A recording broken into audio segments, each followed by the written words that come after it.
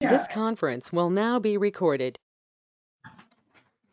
Oh, The time being 4:46 PM, I'd like to call the meeting of April 7th, 2022 to order.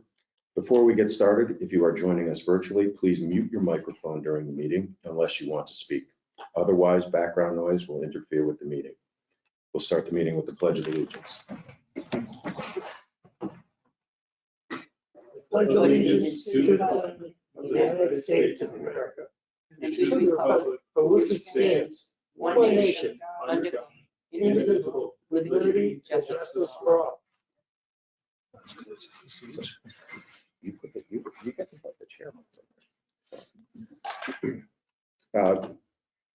First issue is to take a look and approve the meetings, review and approve the meeting minutes of 3/17/22.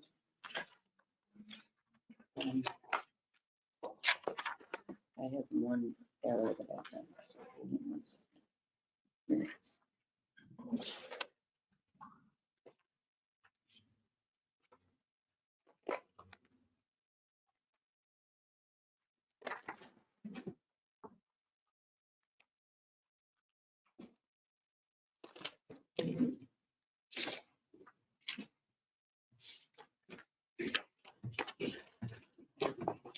Ready for me?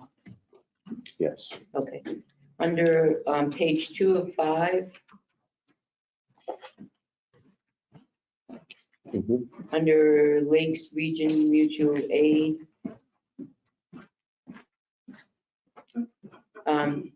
the Selectman Jessamine moved, second by Selectman Constantino. I did not second that. There was no second. I went back on the video to verify that. I think what happened was there was no second, there was dead silence, and I said to Scott, no second.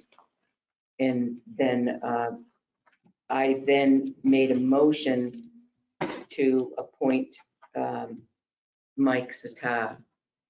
So I think it needs to read, Selectman Jessamine moved to appoint Eric as Lakes Regional Mutual Fire. No second, motion failed, something to that effect. Motion definitely failed. Okay.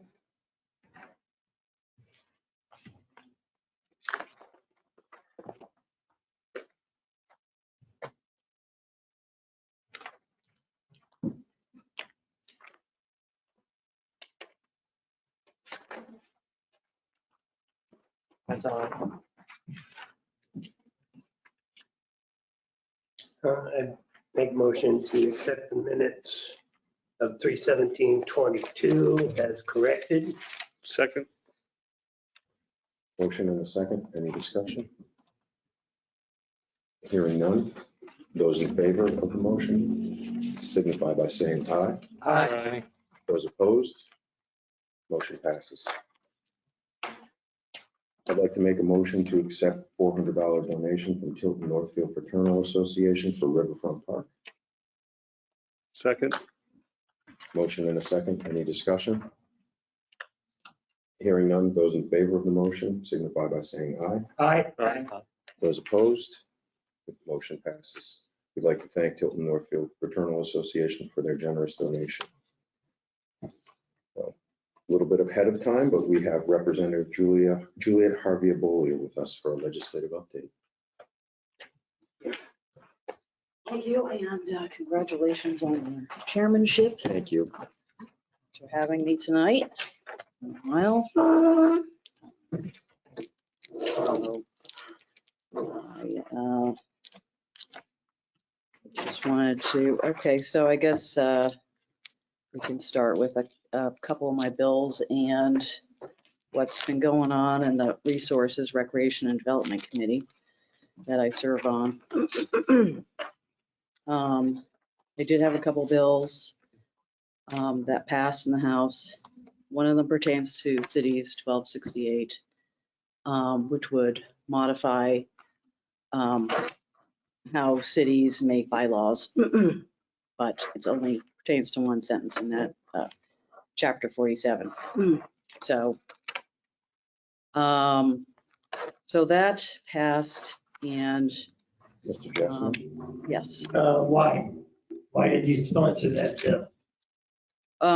okay, so to be honest, it is it was prompted by the mask mandates. So, but it's really not about the mask mandates. It's about how, that chapter was written in like 1862.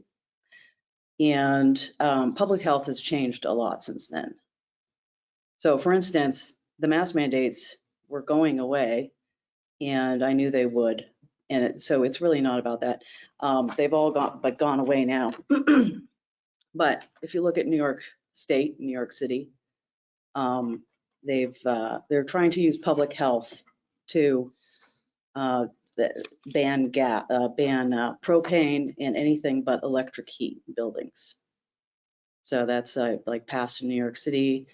They're trying to make it a statewide thing to ban and to go all electric for buildings. Here's another example. In committee yesterday, there's a bill that would basically be a tax on homeowners because they produce nitrogen, because the nitrogen goes into the water. So they're asking to tax everyone that emits, that has a home, basically, or a building of any sort. So it's for things like that that are under the auspices of public health, but are really, the bill, that chapter was written in 1862. So it pertains to nuisances. And I really felt that it should be, if we're going to branch out from nuisances and go into communicable diseases and climate change initiatives, banning of certain fuel sources as to how people heat their homes, et cetera, on and on, that the state should be involved in that. Also, the DHHS was neutral on my two bills. If you look at all of their literature, everything on their website says that communicable diseases are to be handled and led by the DHHS. They want to be the lead in communicable disease treatment and management because they have training, they can do risk analyses instead of having a patchwork of different laws in each town. So, you can take a look at that. It says right there that that's what they want to do. I worked with them on this bill and they are not against it. So the first one passed almost unanimously and was put on the consent calendar. So that one pertained to towns, and it doesn't mean that you can't pass regulations. You can still pass them at annual meeting or by a select board making their own warrant article on it. But the way it was written was that a health officer could, suggest this new mandate, and it could be passed without a public hearing. It doesn't make any sense.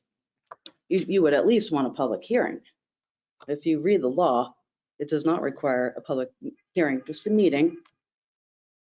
And I'm sorry, but most health officers don't have any medical training, so you don't like it, I assume. I think your argument for you being involved as our representative here is weak. I don't Whether get ya. I don't understand how you bring it in New York City. It's got nothing to do with this. Somebody's mad Dover. because, let's say the Board of Selectmen said, you gotta wear a mask if you wanna come into town hall at the height of the, correct me if I'm wrong, because I might be. No, that's not it. But you wanna take away the options No. of the Board of Selectmen with regard to that. No, By that's this not law. it. I'm sorry, but what you do in town hall is not a law, it's your policy in town hall. It has nothing to do with the law of the town as they do in Hanover or, Lebanon, That was a law that they passed laws for people. But for instance, in Hanover, their mask mandate pertained to certain zoning, certain zones, as according to their zoning ordinance. So you have to be familiar with the zoning. So and I don't even know how a person, it's not on their website. So some of these things that they passed were just really showed that they really don't know what they're doing. They don't have a handle on it. They're reacting to a scary situation, and they're making laws in haste. Who do you want to be in charge of communicable disease in the state? A team of people on, the DHHS, where they have a whole team, they have an epidemiologist? Or do you want your health officer to be making medical, decisions about what medical devices people wear?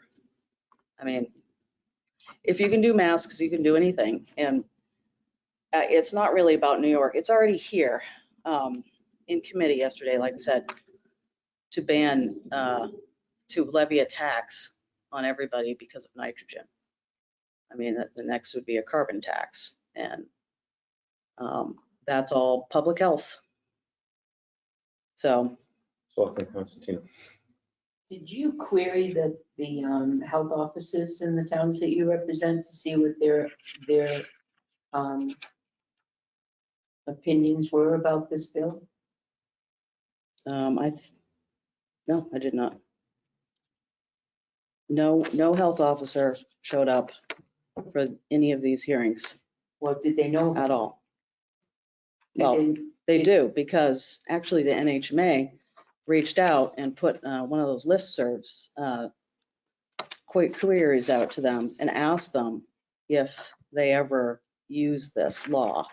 But did you, And as it's our very almost representative, never. did you never reached out to I the mean, towns that you represent, reach out to the health Yeah. officers and how they do their jobs within their own respective towns, and ask them if this would hinder them or help them in any way?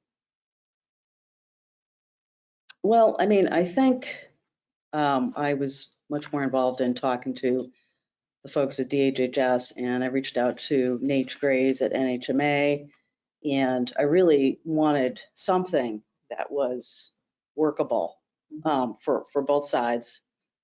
I think it actually, in my opinion, it helps health officers not to have they can still, the proposed law still reads that they can make regulations about septic, pests, all the things that are listed in the health officer booklet. Pests, the septic, drinking water, there's a list that's in there. And so that's still there.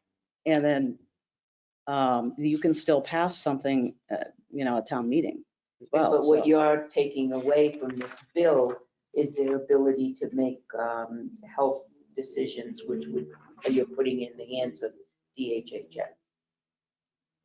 Right, I mean, they don't have medical training, even the No, I guy get, from. I'm just asking Yeah. that question. Yeah, that it is more appropriate for DHHS to handle it. It's, so. That was something that was supported by the whole committee. So. Anyway, I thank Tilton for how they handled the whole pandemic. I think you all worked with, the businesses very well. There wasn't any, you listened when I had concerns about the school being closed still. And I feel like everything was, was calm and collected, and everybody was, very satisfied by the handling of things during the pandemic. So thank you for that. You need Sure. to Yeah. thank Jeannie for that. And Jeannie too. Representative Foley, my question comes in terms of the wording in 1272, Okay. and I may be being a little picky here, but it says, and the section that is being proposed to be changed. Provided, however, that no bylaw or ordinance made by a local health officer shall be repugnant to the Constitution or laws of the state.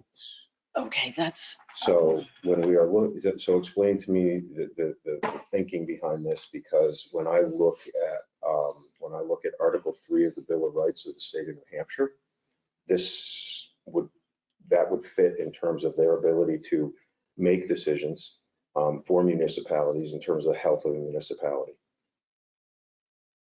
okay, so I introduced the bill Mhm. as a placeholder and then I amended it. Mhm. So I believe you're looking at the first iteration. Okay.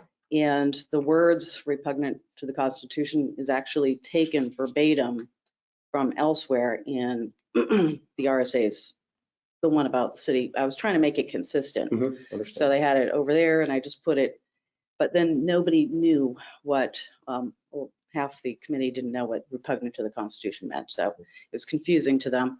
So I just made it much more simple and just said, you know, the health officer can make laws about pests, drinking water, septic, drainage, etc. Trying to make it, so we are a Dillon rule state. So if you have a vague law, then if something is not expressly granted to the municipalities, it's debatable whether it's legal or not.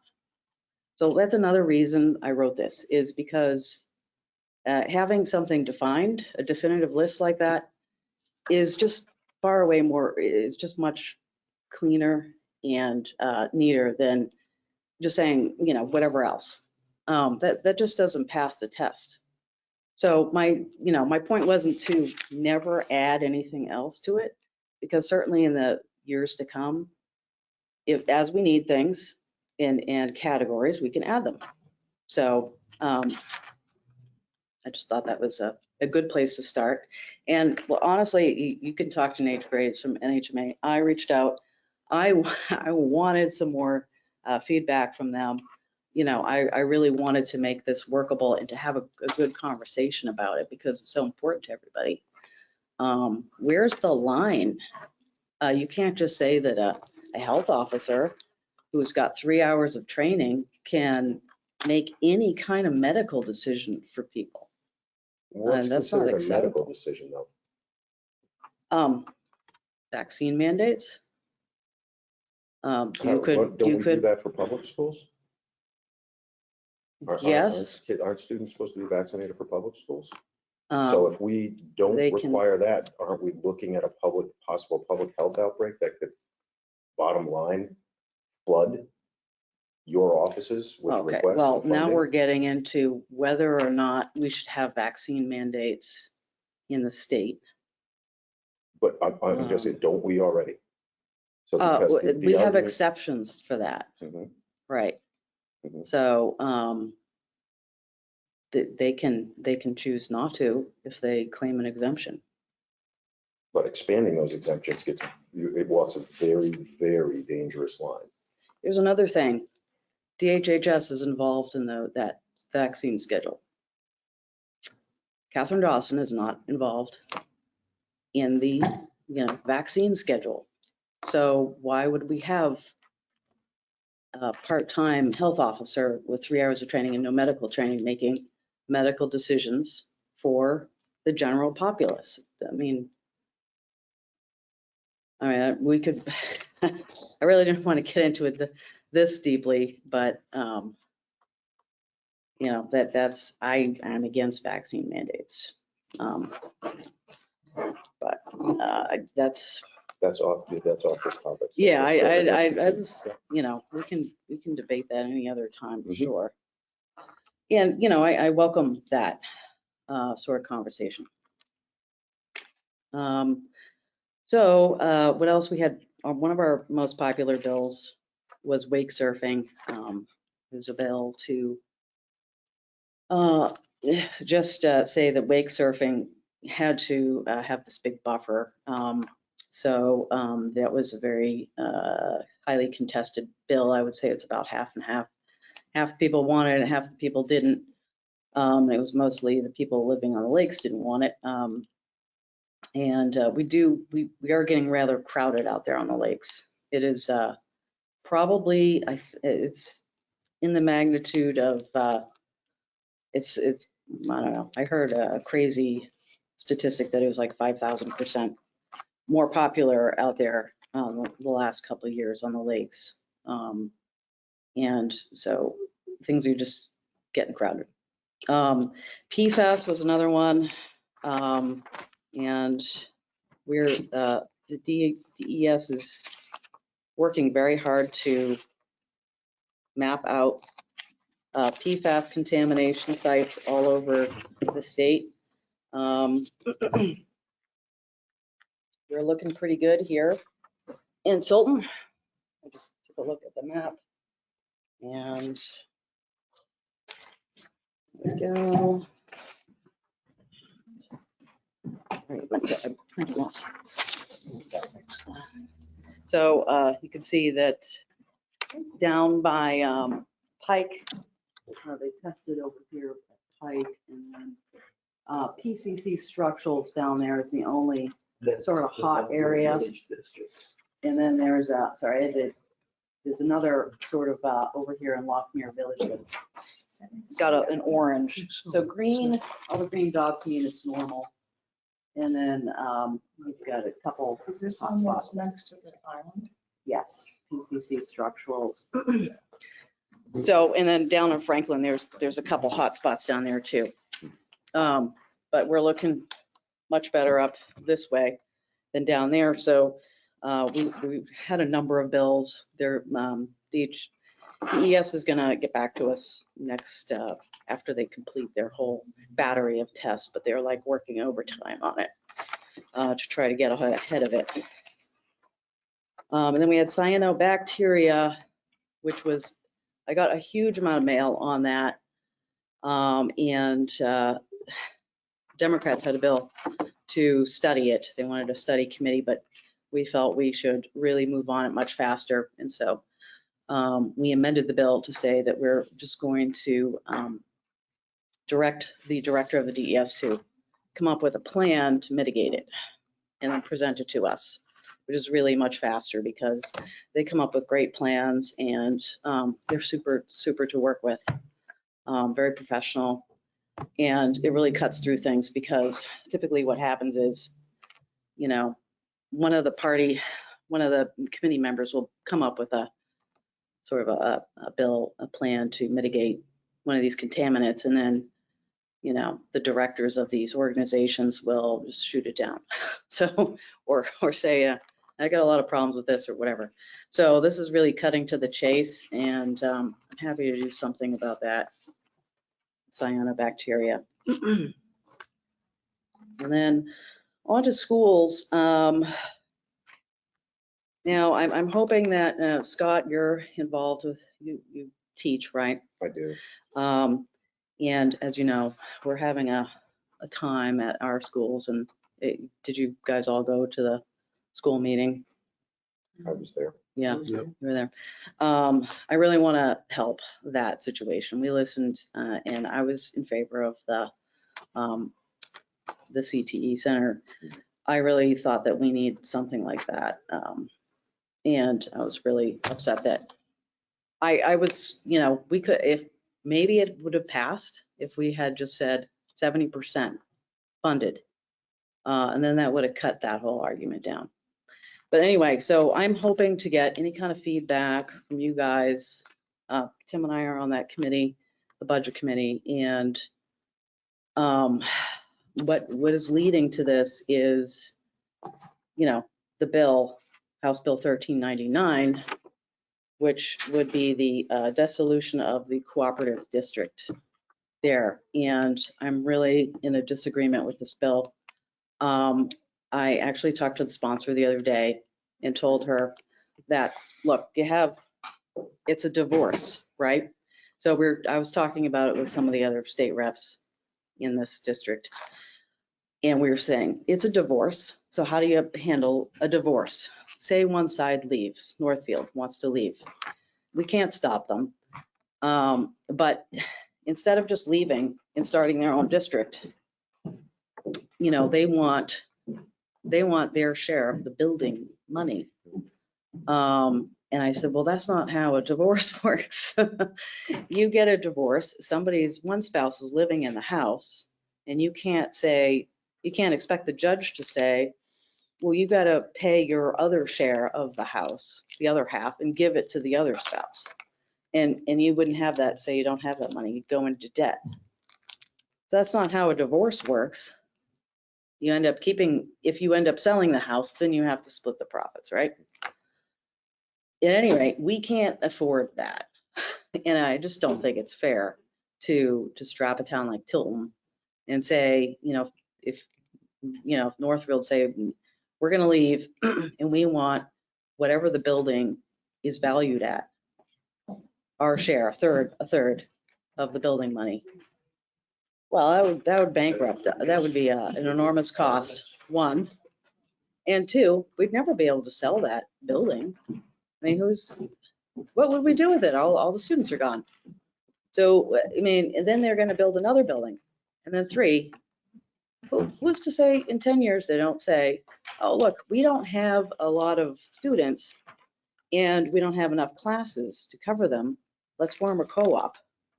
I mean, so I don't know what you all think of that, but it's been on my mind a lot. So I talked to the bill sponsor and told her how it was and that she should consider some alternatives to that. Who's the bill sponsor? Diane Power. So I'd probably sponsor an amendment to that if I see it coming back around, because it's just,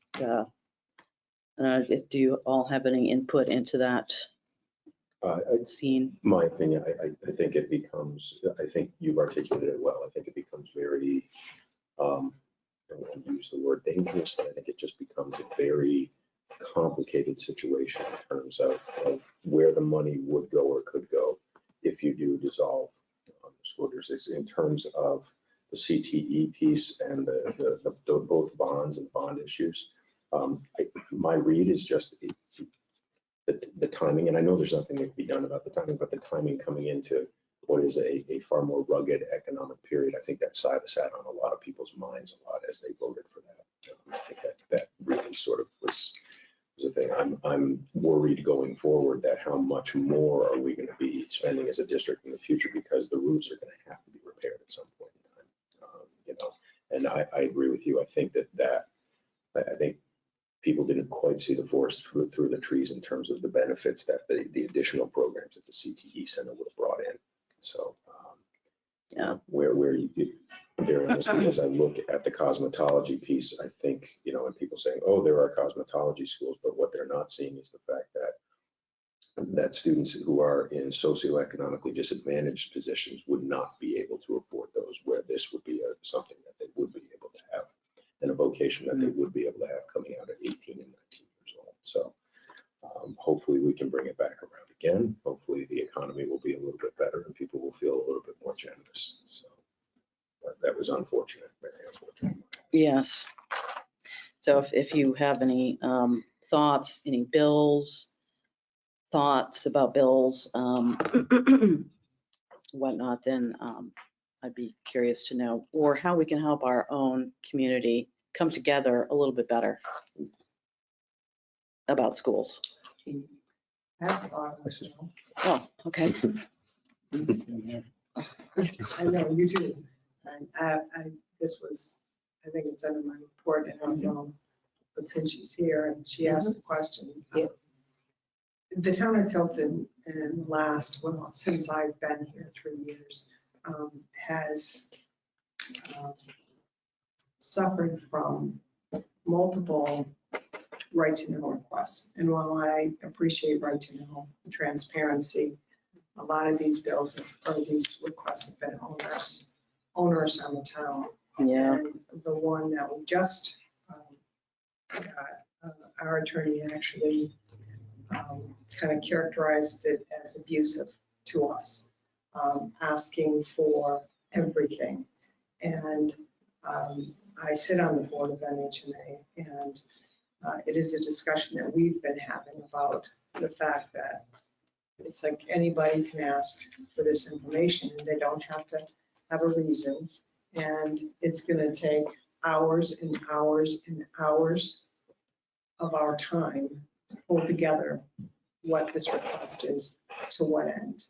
And so I think if you're interested in creating, a bill, it would be one that would say, there's got to be some guardrails around what people can ask for.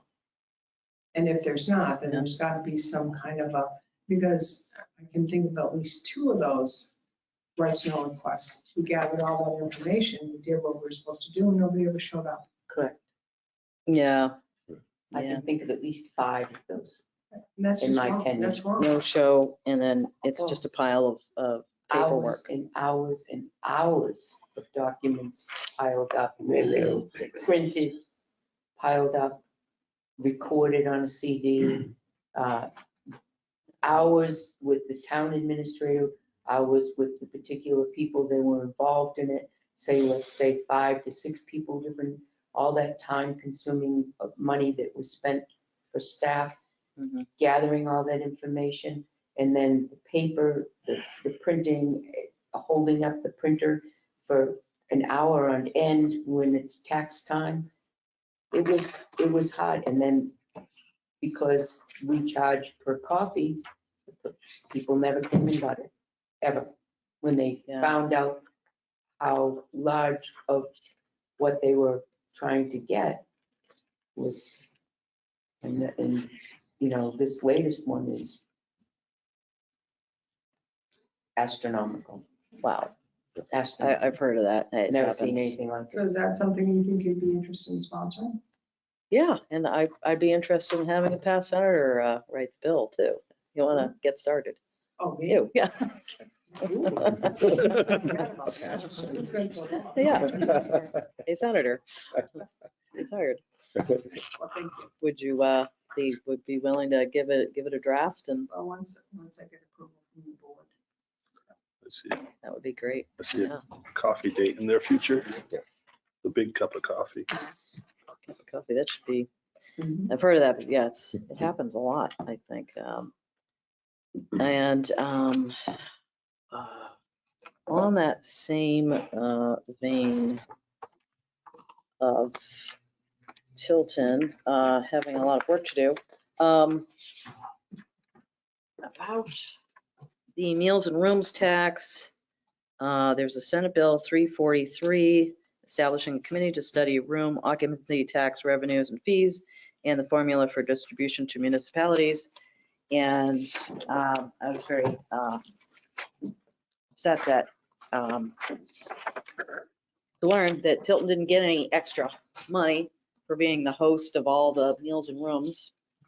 That it's just distributed by population. And you got one, right? Yes. Thank you.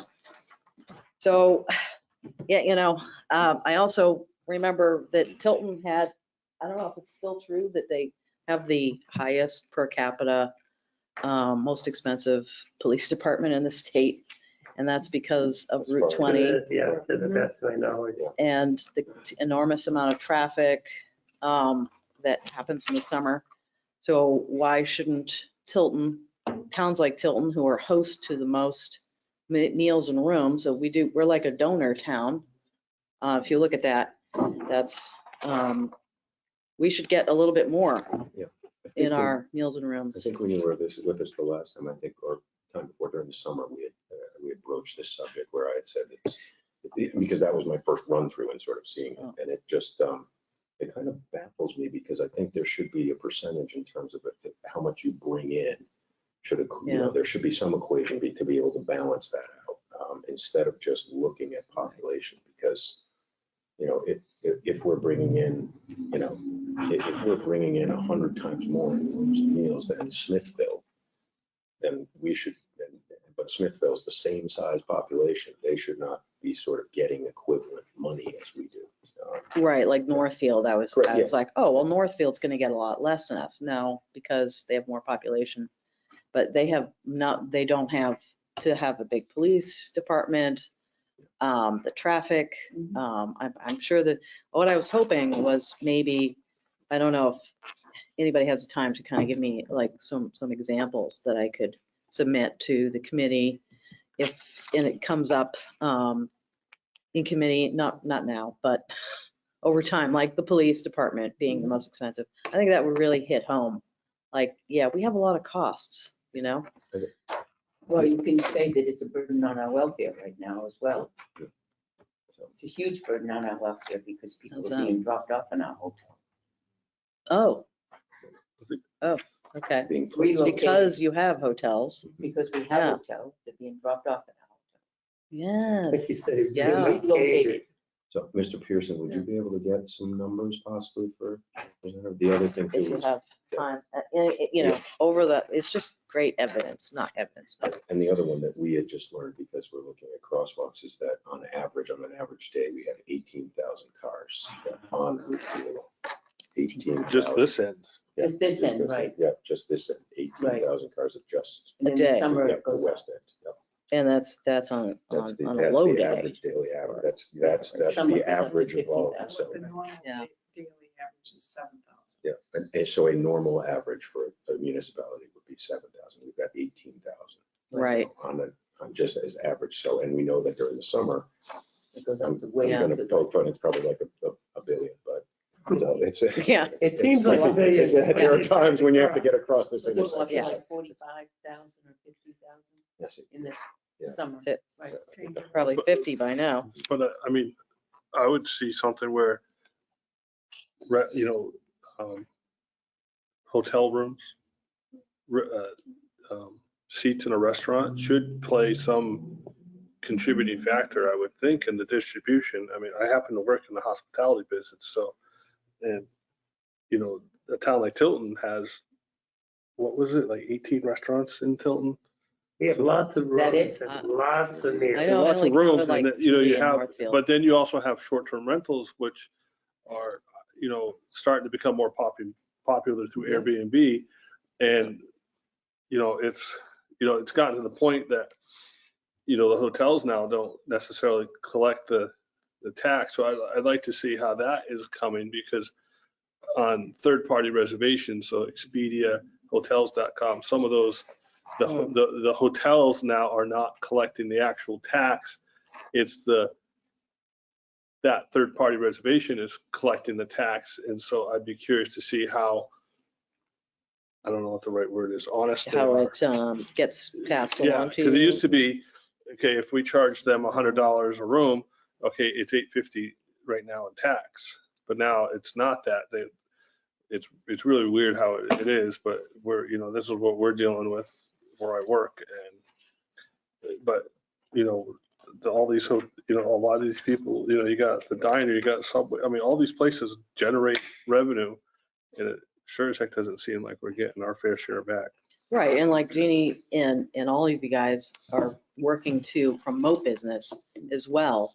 And so that should count. I mean, we're trying to, you know, it's not like we're just sitting around, but actually, you know, we're working with businesses. We have the planning, you know, they have to come before the planning board for review, et cetera.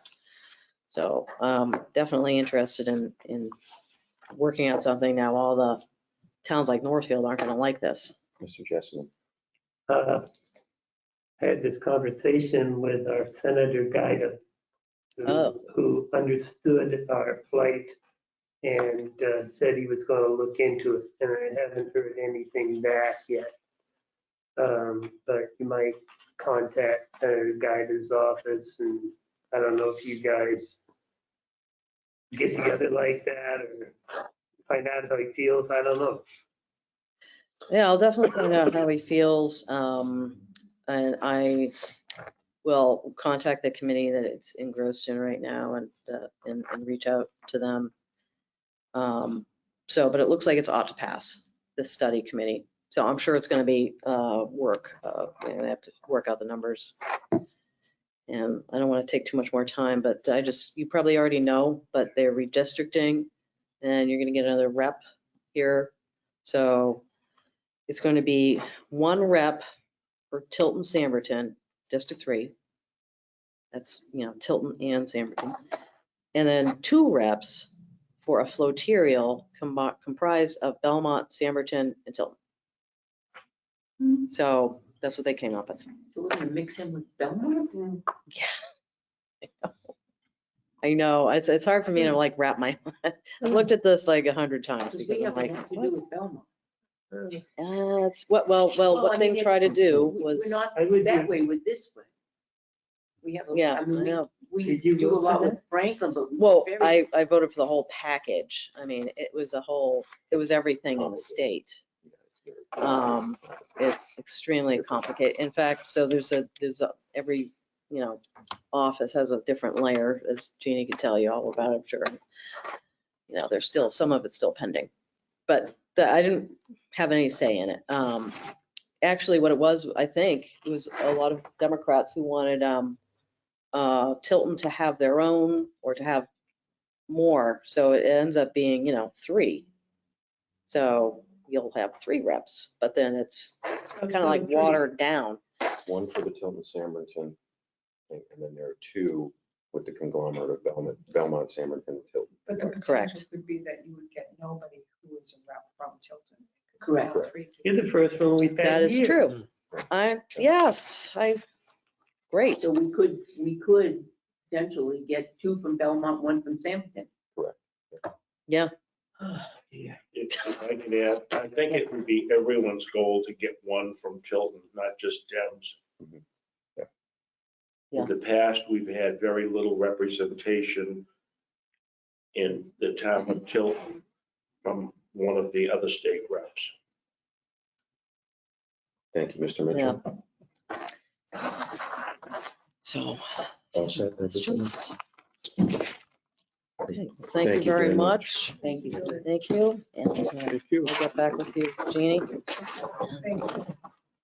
Thanks for coming in. Thank Yes, you. thank you. Thanks Yep. for We appreciate reminding it. me. No problem. Next on our agenda is Conservation Commission Chair Chuck Mitchell with an update on Salmon Run.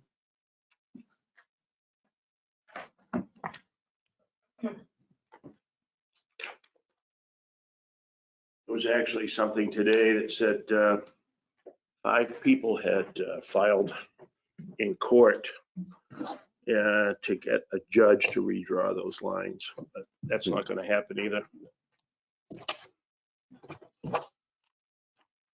From historical perspective, I know, Pat, you're familiar with this, all this stuff. Yep. Just so that everyone takes a quick peek at that. Oh, yeah. Ernie. Yep. I remember that.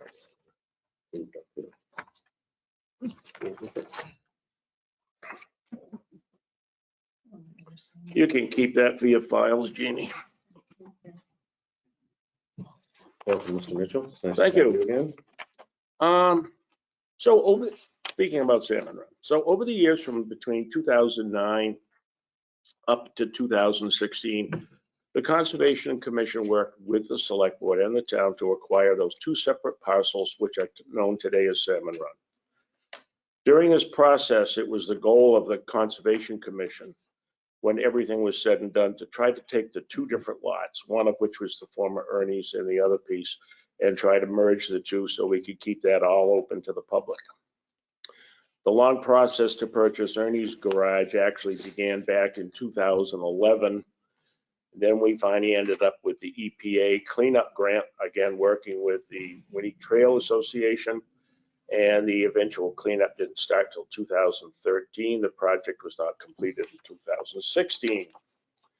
The town eventually purchased the other lot from the state of New Hampshire.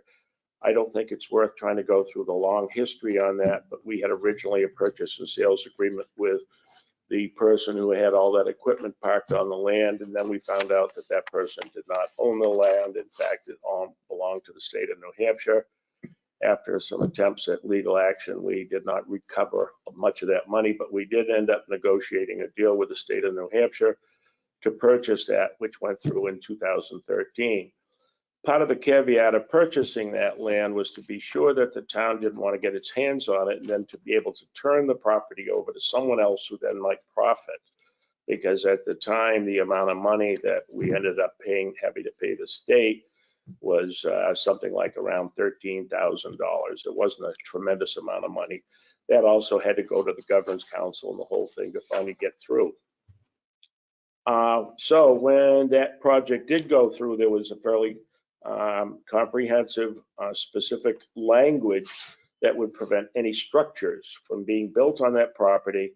One exception being a kiosk, informational kiosk. The other one would have been a bridge abutment, and that was because the Winnie Trail Association was planning on putting in a footbridge across down closer to where the old dam was on the property. So the idea was if and when the two lots get merged, more than likely because of the tenants that are on the restrictive deeds from the state, if the town were to ever merge those two lots, we would have to use those same stringent guidelines to be able to put those on the Ernie's piece, former Ernie's piece. It was a long time ago, the Conservation Commission had hoped that they would all become one piece, and we thought that there was a benefit in that they are now part of a declared kind of a group conservation area between the two lots. And when the town ended up purchasing these two lots, we actually used the change of use tax money that had been accumulated for the purposes of buying conservation land.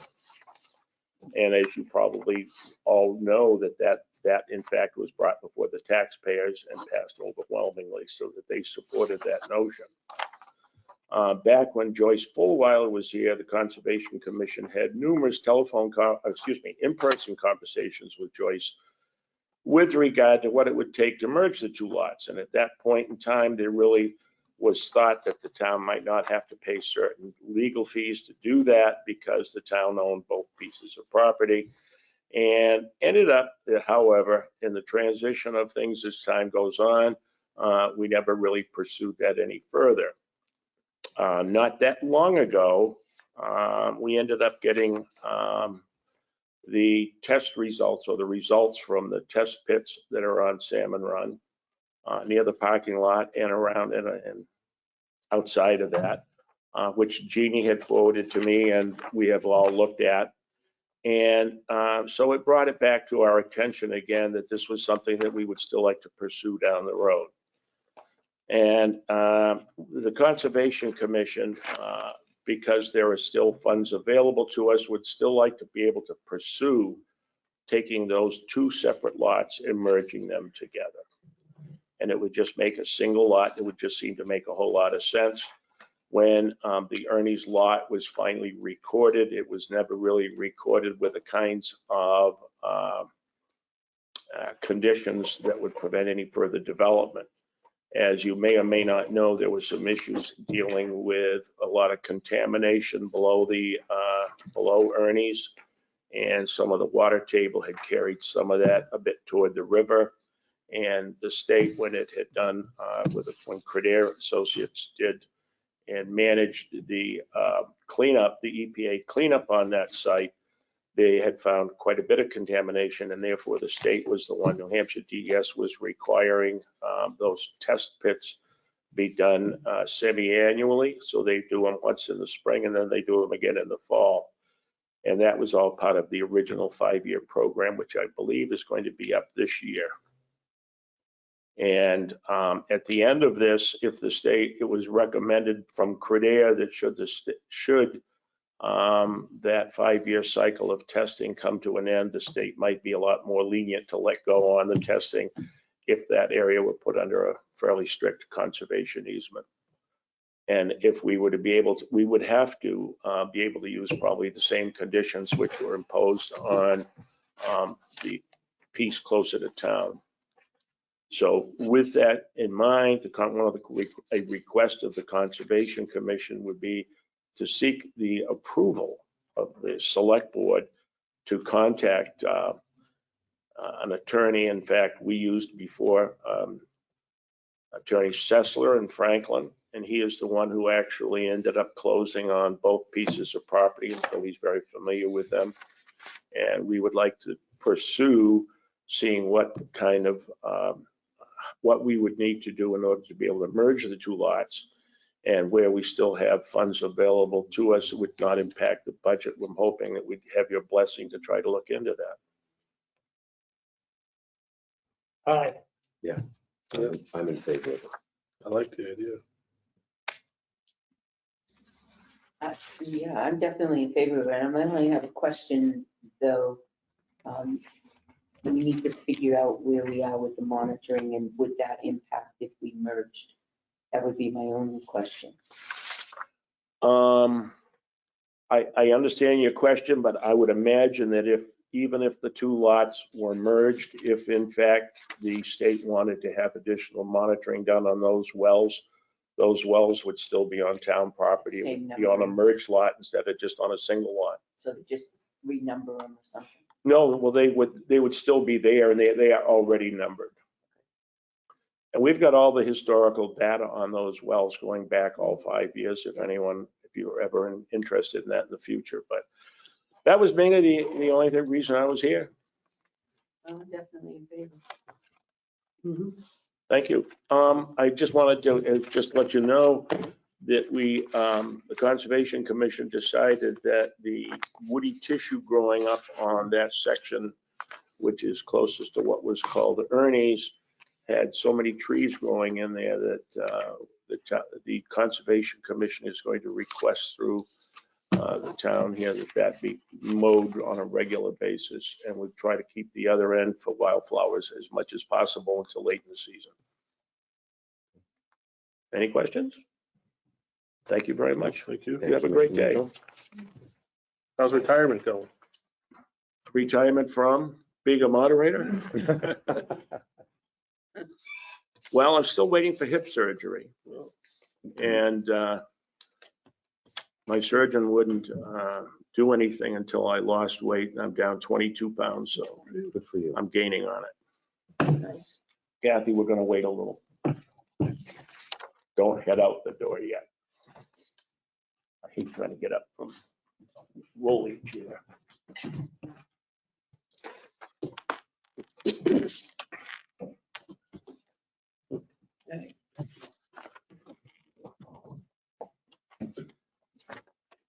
Thank you, Chuck. Thank you, Mr. Mitchell. Thank you. Next on the agenda And is, Mrs. Mitchell. and Mrs. Mitchell as well. Next on the agenda is our Finance and IT Director, Tim Pearson, with a finance update.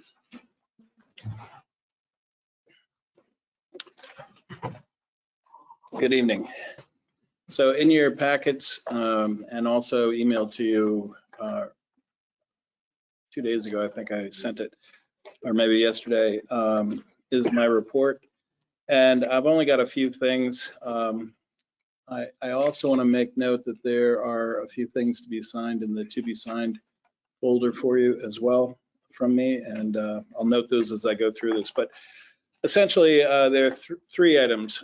First of all, our elected treasurer, Sandy Heislip, has appointed a new deputy, and Amanda Seavey is her name. And this is a part of the, it does require your approval, but she has the ability to appoint who she wants to be the deputy. And there's some changes in the budget for that particular line as well, which was all part and parcel of this, but she had talked to the former deputy prior to the end of March and had indicated, the change that she was going to be making. We really have changed how we use deputies since we've gone to electronic signatures. So the need for a deputy has been much more infrequent.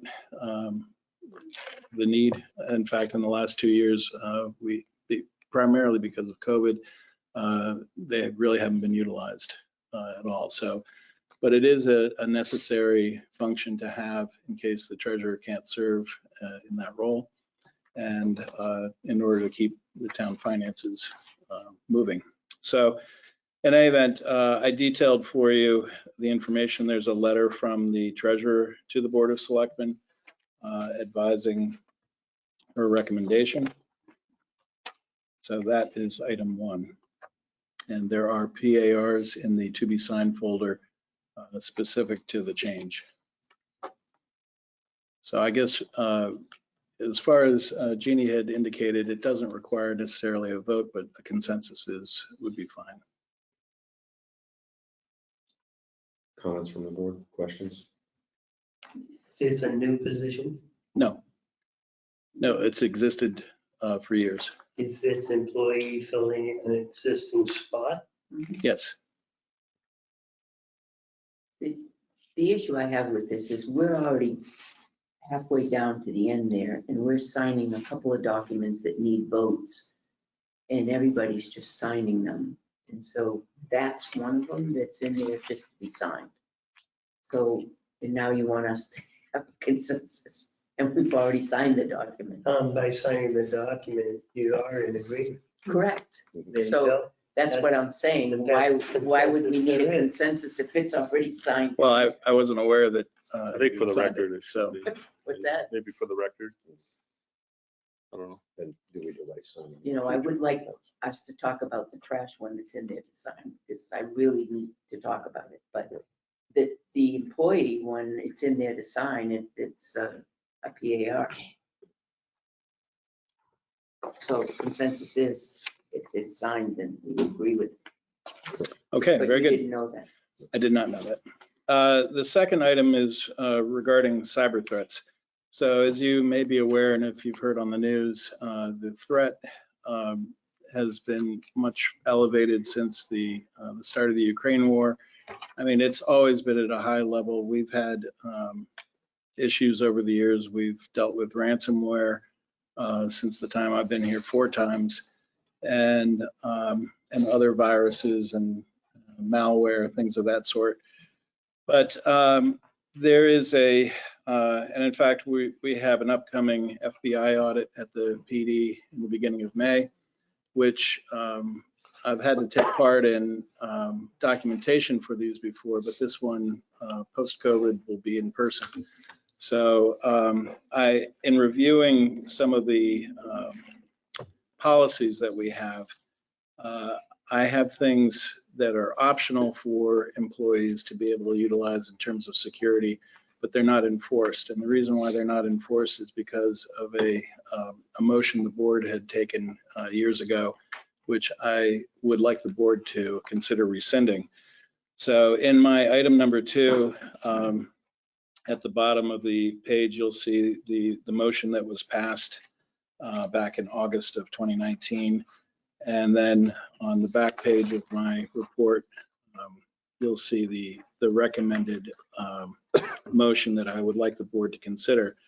What we need to do is to be able to enforce stricter policies and not just make them available to people, which they are currently, but enforce the password policies so that they're required to change them so often that they can't be similar to the prior ones, that it requires 2-factor authentication for certain individuals and certain levels. And, you know, it may not stop everything, but it will certainly make it a lot more difficult for bad actors to access any of our data. We already have a lot of protections in place, but it's a really important feature that we need to have on.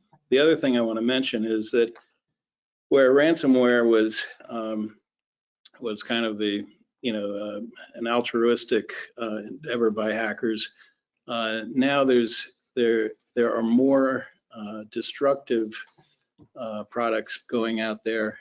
So they're considered wipers, a wiper class. So the wiper class is where you have something with a 0-day attack where the virus scanning solutions don't know of it yet. They don't have a fingerprint for it as yet. It gets out there, it sits quietly, it starts to either encrypt or infiltrate the backups as encrypted documents.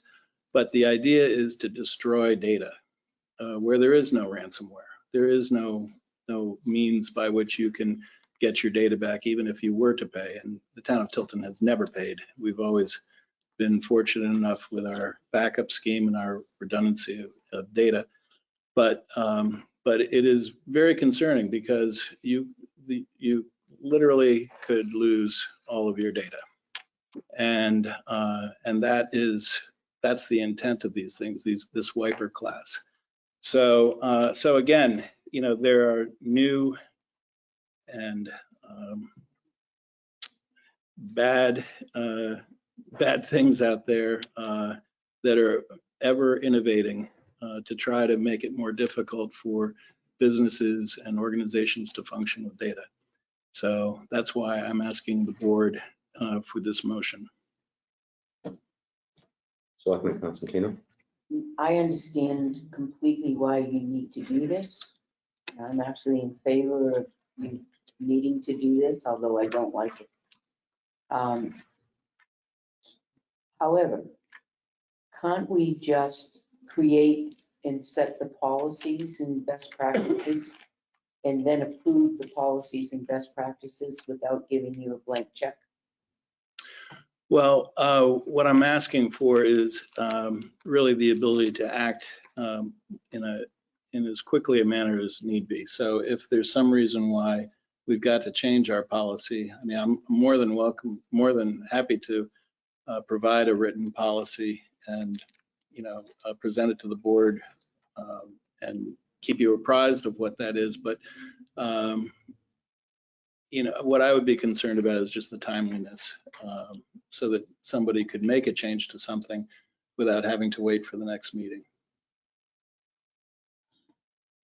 I'm really concerned with employees coming to us when we know we don't have meetings every week. And even though I understand it and I, approve it, but I would really like to see what I'm gonna vote on.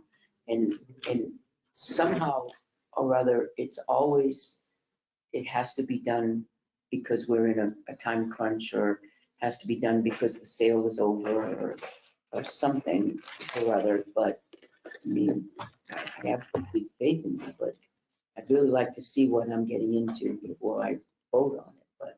But it is what it is. If I'm reading this correctly, Tim, is that what you want is you want to be able to read the fluid situation that can occur. That's correct. In terms of these, and then be able to adjust policy as necessary. That's right. Okay. Blank check. But it's because the digital world becomes a very, very fluid situation, and there could be a new threat tomorrow.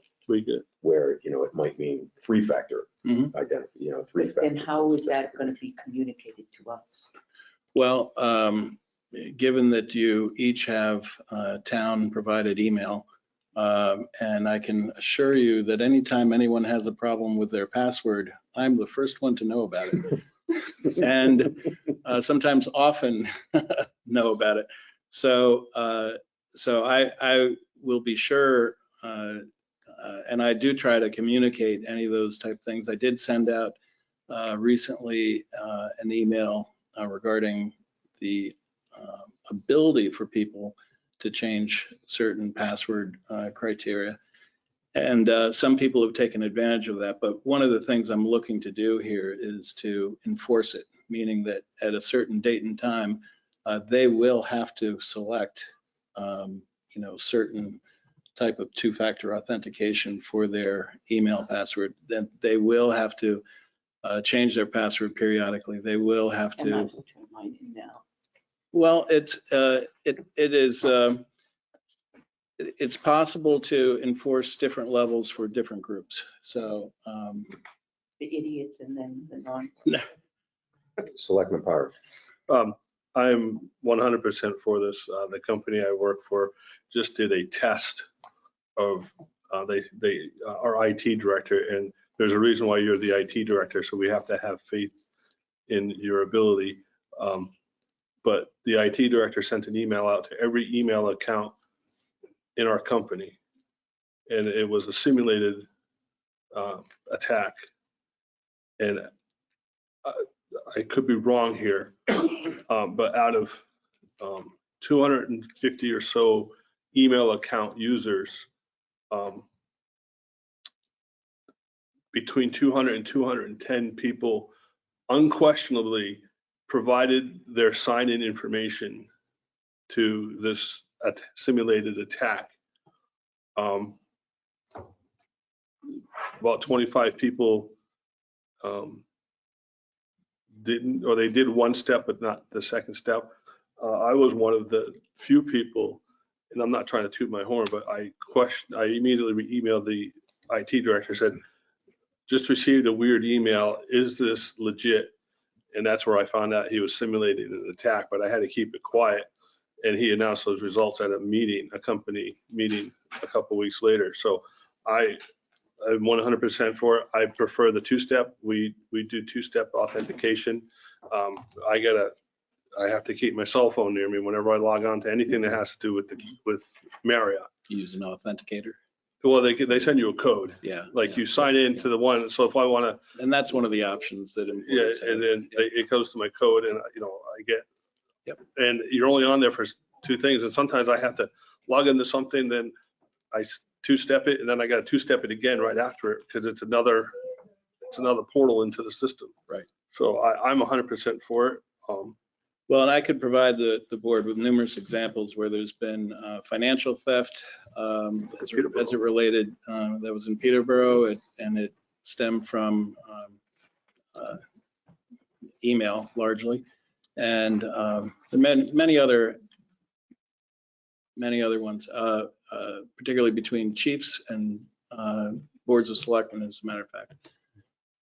Mr. Scanlon.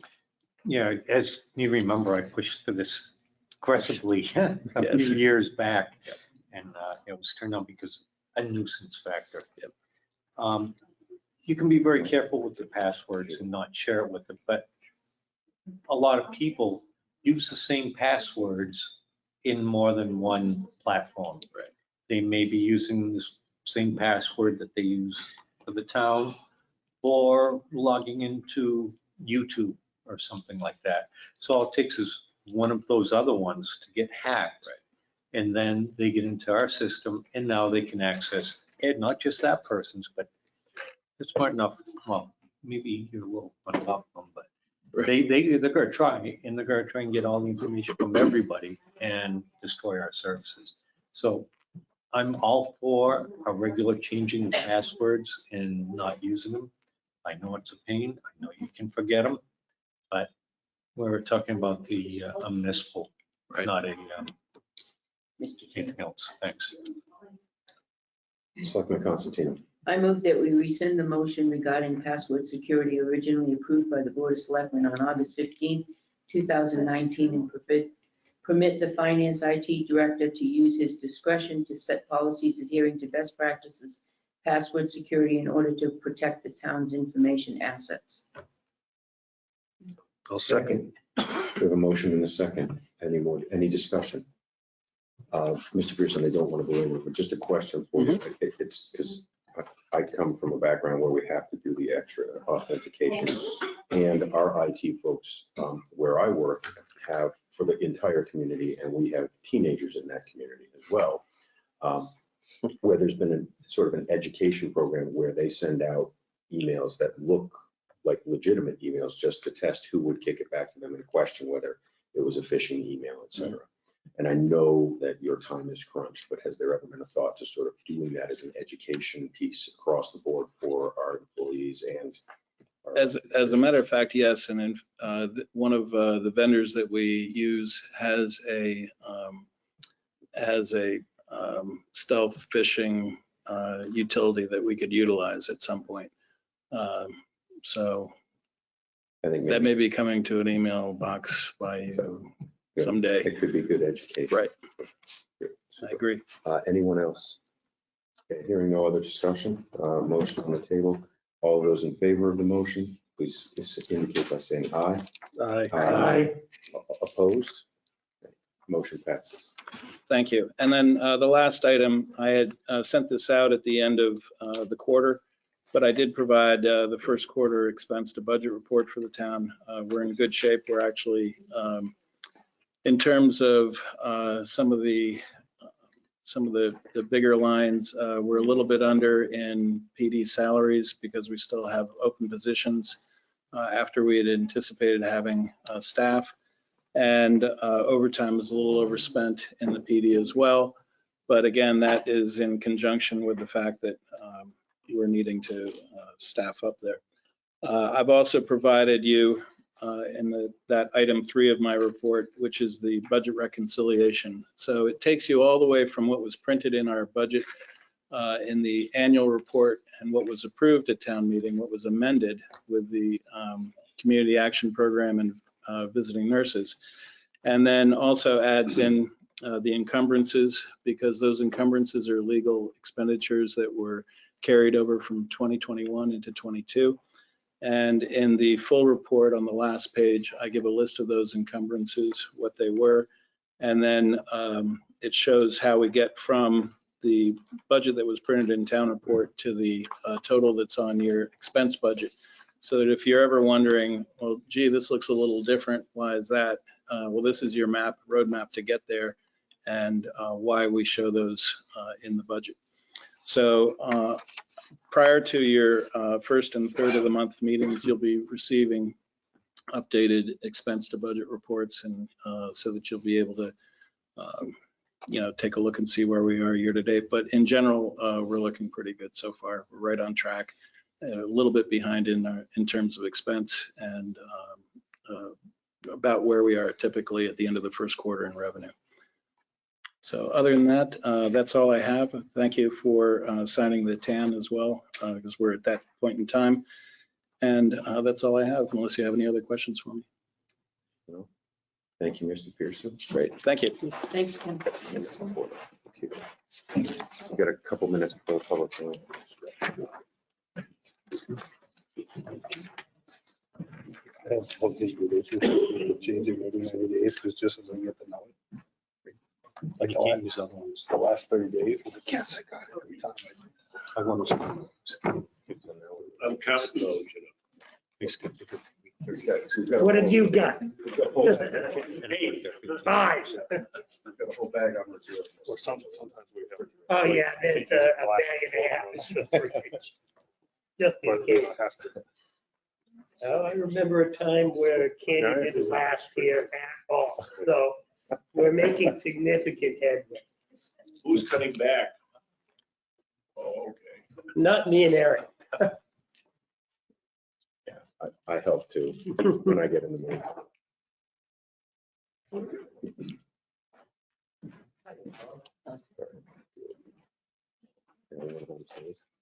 Yeah.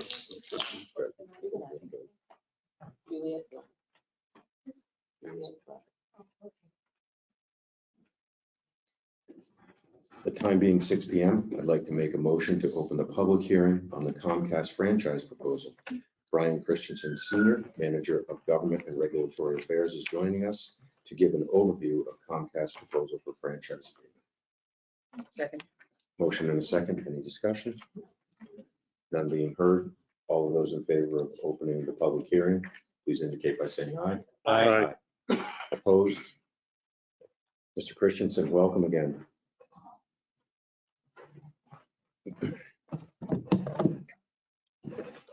Thank you, Mr. Chairman and members of the board. It's, I actually think it's colder today, a month later than it was a month ago. It's feels like it's midwinter out there. As your introduction indicated, we are here seeking a cable franchise agreement with the town. We were here about a month ago and we kind of went over our qualifications, our financial, legal, technical expertise in providing cable service or potentially providing cable service in the community. Mrs. Forrester sent some follow-up questions, which I responded to. And at that point, I think I'm kind of really open for questions from the board and letting you guys hear from your public, if there's any here that want to hear from it. And, assuming that goes well, hopefully we come to agreement on the franchise agreement. So, any questions from the board to start? Mr. I have Jessamine. a question for Mr. Pearson. How does this contract match up with the one that we have currently in place by the other guy? There, the major component that I saw was the municipal grant. And it's been a little while since I read through the Comcast agreement. That was really the only, the major item that seemed to be different. So when MetroCast came through originally, there was a grant equal to $10,000. And it could be used, there were certain restrictions on how it could be used. But, and then also they provided one municipal connection for internet or TV in each town building. And that was it. So we will lose that one, if we ever win. It's gone. Well, yeah, I mean, we The really, connection. we don't utilize that. We do at the senior center. Not, well, we utilize the service, but we pay for the service. Right.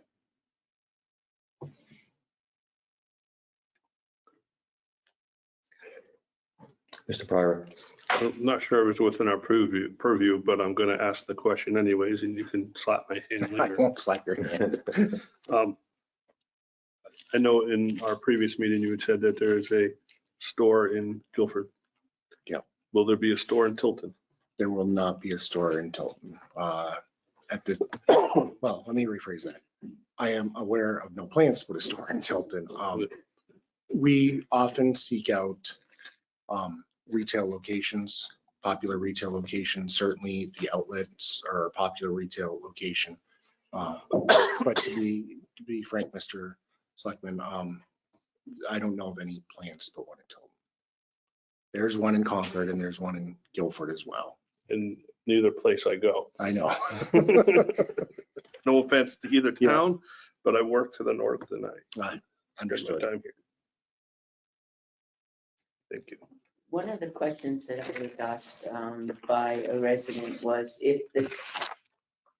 for the people that are listening on, if we agree to the cable franchise for Comcast, does that mean the other company has no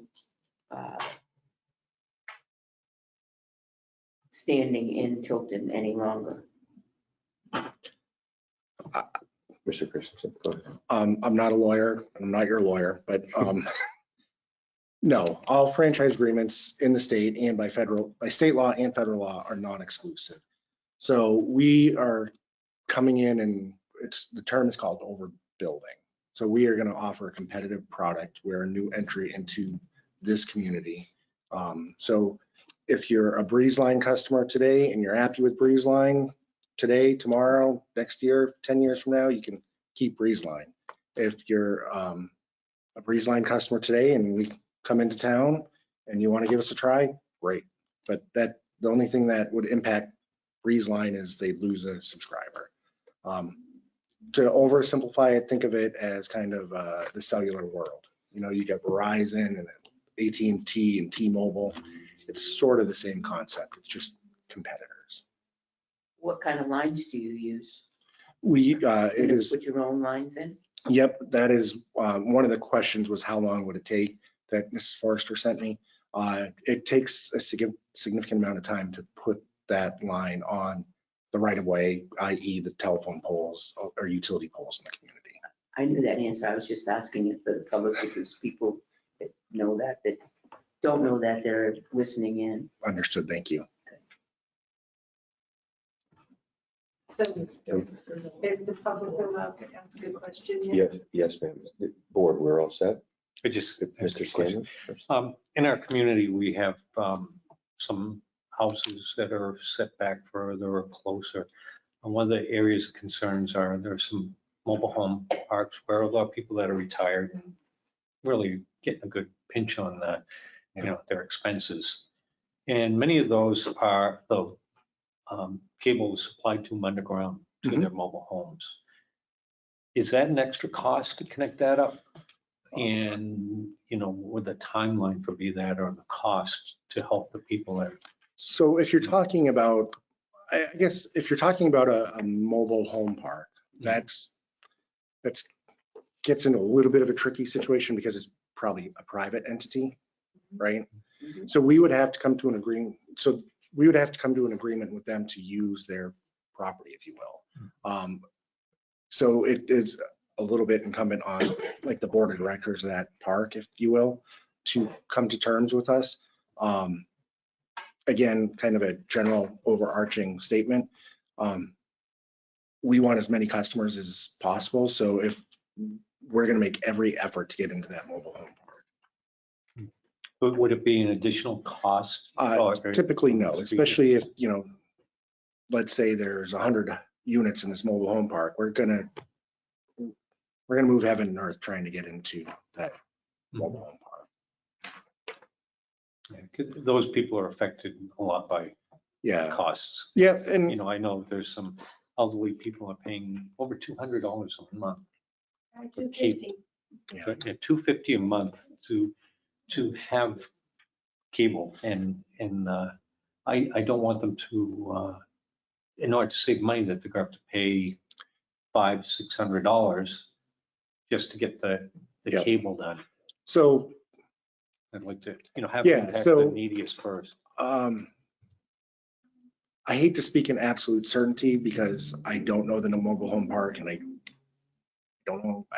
And as I said, it's dependent on that board of directors, but our intention is to get in there, yes, and not have it cost the residents anything for installation. The other question I had was, is this, and you answered, but some other people asking, is this fiber or cable? It is, well, it's a fiber-rich network. We will have more fiber in this community than Breezeline does, but even you do have to jump to cable at some point, and we bring fiber to what's called nodes, and then you go from the nodes with kind of regular cable and go from there. So if you were on Main Street, you'd probably be still cable. At this point, it is going to be cable, like as you would think of it in traditional cable, yes. Down Main Street? Well, I think Selectman Scanlon was kind of referring to like from the pole into the business. Is that? Yeah, so from the pole into the business, it would be regular cable, but we're going to have a ton of fiber in this community. Yes. So it would transition at each pole from fiber to cable? Well, that's a general statement. It's going to transition at some point. I was oversimplifying it.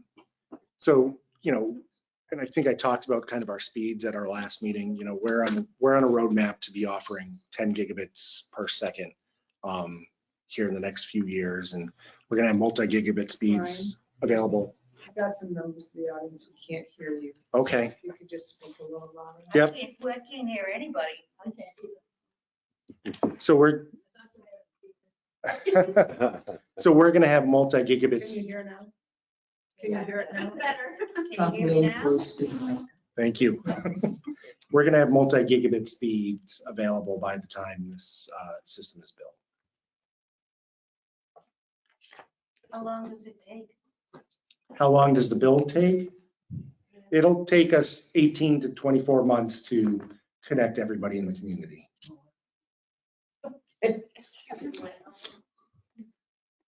So as we've heard, we'll now open up for public question and comment. I have a couple of questions, but I'll start out with this one. So if you guys say, okay, Comcast can come in, and I did hear the gentleman say that the people that are already on Breezeline can keep Breezeline, but when new people come in, they'll take Comcast. Does that mean they have to take Comcast, or will they still have the choice? Choice. They'll still have the choice. Mhm. Okay. And so my next question is, so if you are going to bring in, I happen to live in one of the parks. So if you bring it into the park, if it's acceptable, then I live in the Sun Community Park. So you bring it into there, and then you're gonna hook up, and let's say we, as customers, decide we're gonna take Comcast. Does that mean you take out all of their equipment and replace it with all your equipment? That's a big I'm just going draw. to speak into the mic, just so you Yeah, can. go ahead. So typically wiring inside of a house is owned by the house. It's not owned by the cable provider. So we would come in and connect to the side of the house into the existing infrastructure within that house. So you're not necessarily like pulling wires out of interior walls. You're connecting essentially to a connector that's already coming into the house and connecting there. So there's no like huge impact inside the house. But yeah, you would have to replace your cable box and/or your modem to a Comcast modem. I think what she's talking about is the wiring coming into the park. Would all that have to be changed? There would be duplicate wire coming into the park. So two wires essentially. Two different companies. So the breeze line wires are existing, Comcast wires would be added. Exactly. But your home has nothing to do with it. It's all stays the same, with the exception of the equipment that they have compared to the equipment you have. That goes, yours comes in. Yes, ma'am. Correct? Yes, ma'am. So sorry. Go ahead. Yes, go ahead. So we would sign new contracts with you, and we would have a price list that we would go by to say whether we want to accept that or not. Right? No contract. Thank you, ma'am. We don't require contracts. Sometimes we have promotions where you can get contracts if you sign up for like a 2-year contract at a lower price, but we do not require contracts. I'm going to go Mr. Mitchell. Yes. Yeah, I guess you said you were gonna get to, I guess, all the residents in town? That is our intention. One of the questions that was asked was if we would, and our intention is to get to over 2,600 residences and businesses in town. Well, I happen to be one of those that the back property line is Sanbornton. And I live up at the very end of Caleb Hill Road. And going on either direction away from my house, the road is pretty much in Sanbornton. And so I guess what I'm saying is I don't want, to run the line halfway up Caleb Hill Road and say, we're all done now. We're not fully designed yet, but I know we are, again, our intention is to get everybody. I can follow up, but I'm not sure how long that would take us to get an answer because we're still kind of engineering it, if you will. Yes, ma'am. I'm a spokesperson for Comcast. I had Comcast when I lived in Massachusetts, almost 25 years. To me, they're the best. And I think Breeze Line, if any of it, because no is the worst. You call them up on the phone and you get a song and dance about whatever your problem. We can fix it. We can fix it. Well, I'm sorry, your cable went out. No, I'm sorry. They didn't say I'm sorry. Your cable went out. Well, okay, then maybe you don't have enough megabytes or gigabytes or whatever the heck it is.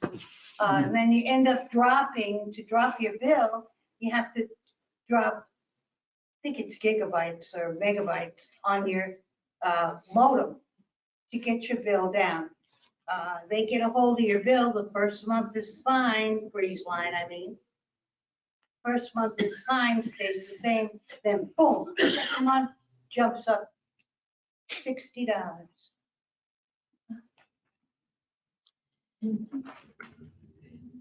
Is there a question? No. So, yes, ma'am. I can share someone. So I am former Comcast, I live in Bedford. I'm relocated here in 2019. I've been a resident. I'm changed my documents, everything since 2020 here. I work from home. I work in Europe, so I start at 3:30 in the morning, and my experience with Breezeline has been terrible. You cannot get support. You cannot get a straight bill. You cannot get anything. every time you call them because your internet is not working, I end up getting penalized in my work because I don't have enough internet.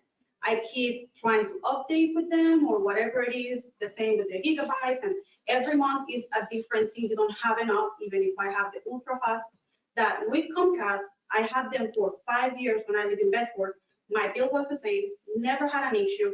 You just showed up to the store. Okay, we didn't have a store in Bedford. We had to go to Manchester, whatever. You did the drive, did the 10-minute wait because they were super friendly, and they fixed your issue right there. With Breezeline, there is no personal office. The customer service, I am a calling center. I answer calls from all over United States, Asia, and Europe. I am a calling center representative, and I try to give the best support to my customers. And every time I get a call from, anywhere in the world, they told me, where's your accent from? I told them, I'm from Puerto Rico, but I'm in Tilton, New Hampshire.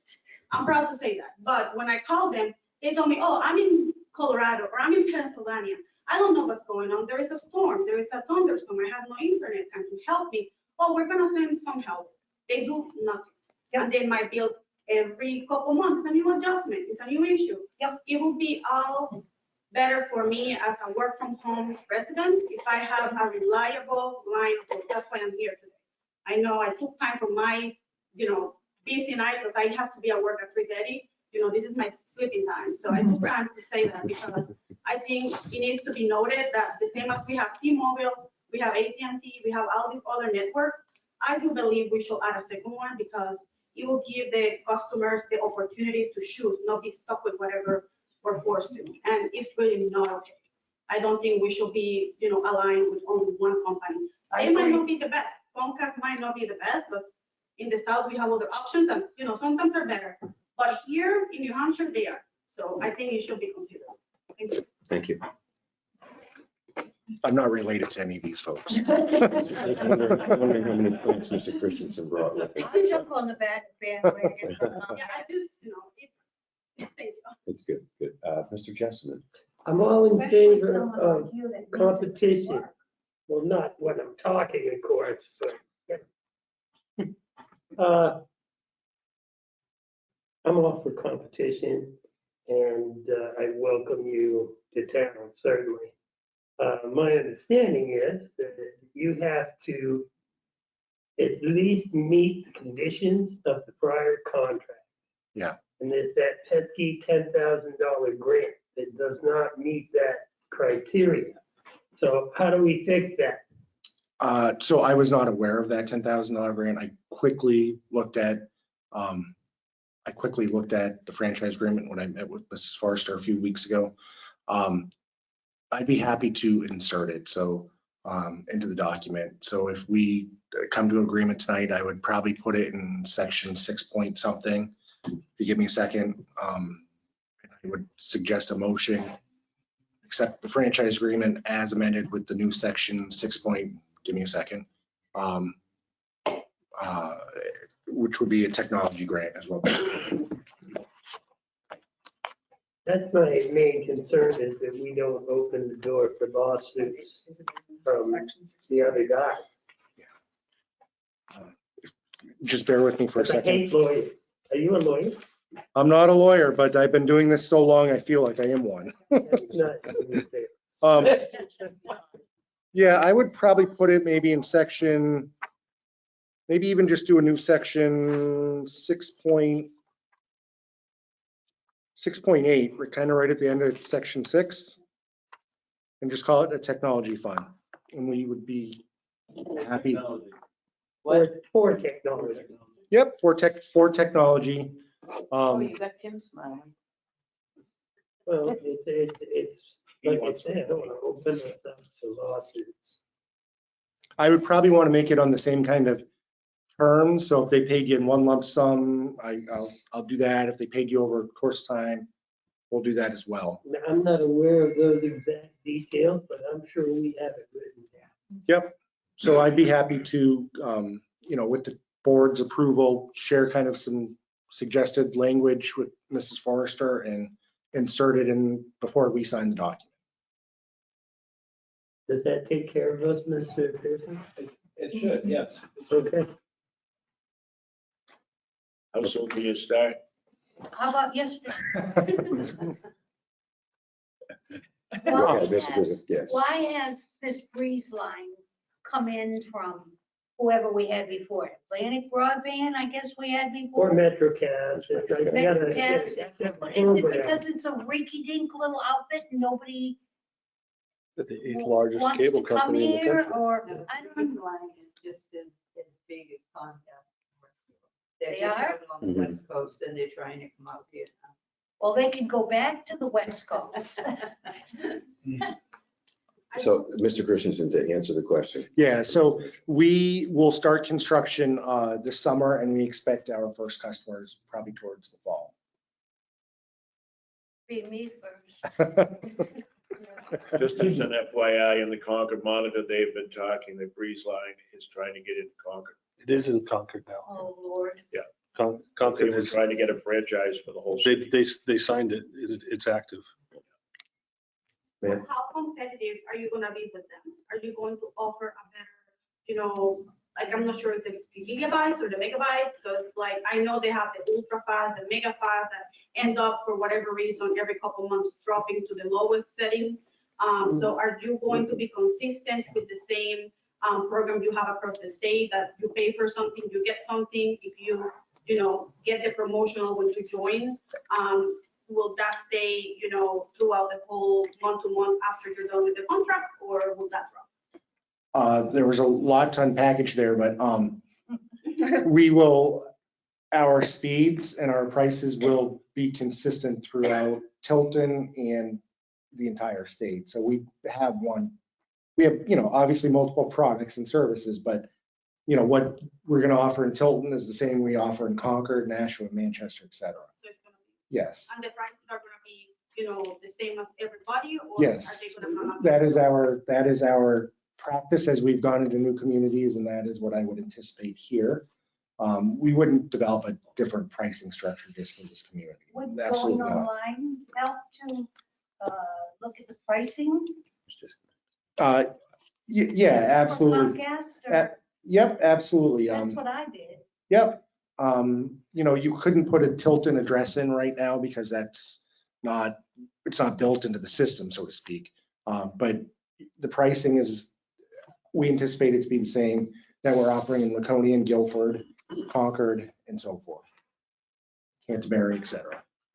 So they could plug in a zip code, Laconia zip code, and get the similar pricing. Yes, sir. That was my question. Another question.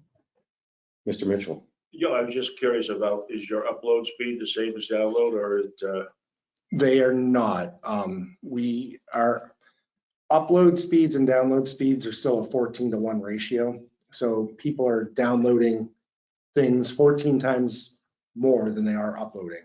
But we offer multi-megabit upload speed. And as I indicated earlier, we are starting to deploy actually now gigabit upload speeds across some of our footprints in the country. And I think by the time we start connecting our customers in bulk here, we will be offering speeds above a gigabit upload. But we already offer speeds above gigabit download.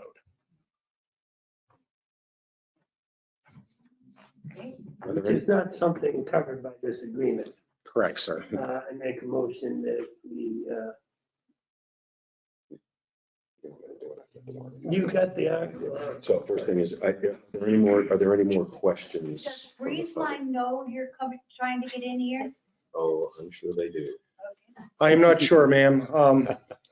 Probably, but I didn't call them. Public information. Yeah, you got called for a couple of hours. There are no more questions from the public? Good. Let me think a second. Okay.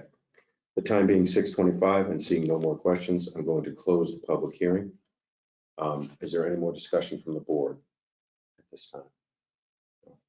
So I will make a motion to enter into a cable television franchise with Comcast of Maine and New Hampshire Incorporated for a term of May 2022 to May 2032 per the terms of the agreement presented to the Tilton Selectmen at a public hearing on April 7th, 2022, and as amended with section 6.8, which addresses a grant for technology $10,000.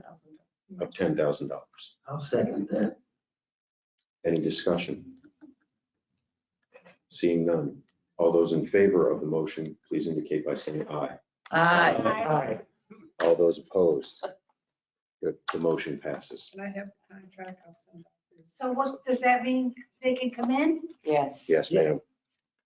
Thank you very much. This made my job 20 times easier. We do encourage patience, and Mr. Christensen has said that. Not till the fall. Hopefully by the fall, we'll have the first folks up, and within 24 months, we will be covered. So, thank you all. Adjourn? So, yes, Yes. yes, you are. Thank you. Yeah. Thank you all. Thank you. Thank you. For coming. Thank you for coming. Get rid of Breeze Line. That's not, we can do that. That will be your choice. We just bring you the choice. It's just like, yes. They have to have the TV. Started. But everywhere else, we're pretty. So long ago, I never did anything ever. I'll use it. Put it in back into Oh, no, I'm fine. We can have much all the time. That is absolutely. It does go down. Mr. Chairman, Right now, Main Street, it service.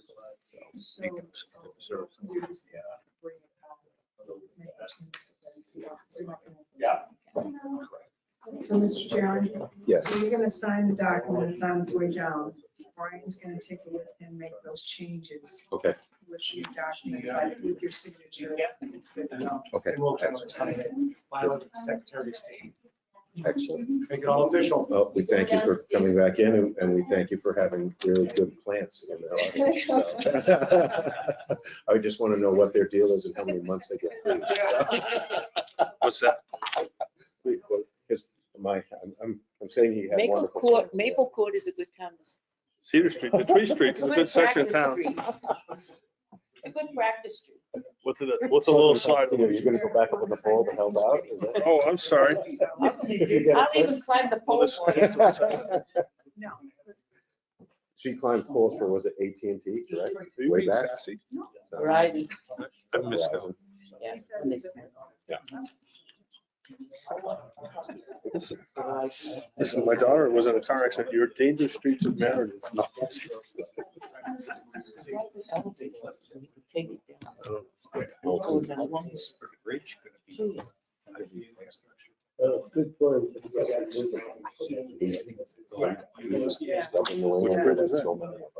Out of the road tracks by the rally. You know, Feel like- around- Oh, that. No, just before you found out. I have, Well, listen, It's gotta be done by bike week. and I appreciate that. Or at least passable for bikes. Because I'm sure Meredith Harley Davidson would have a connection.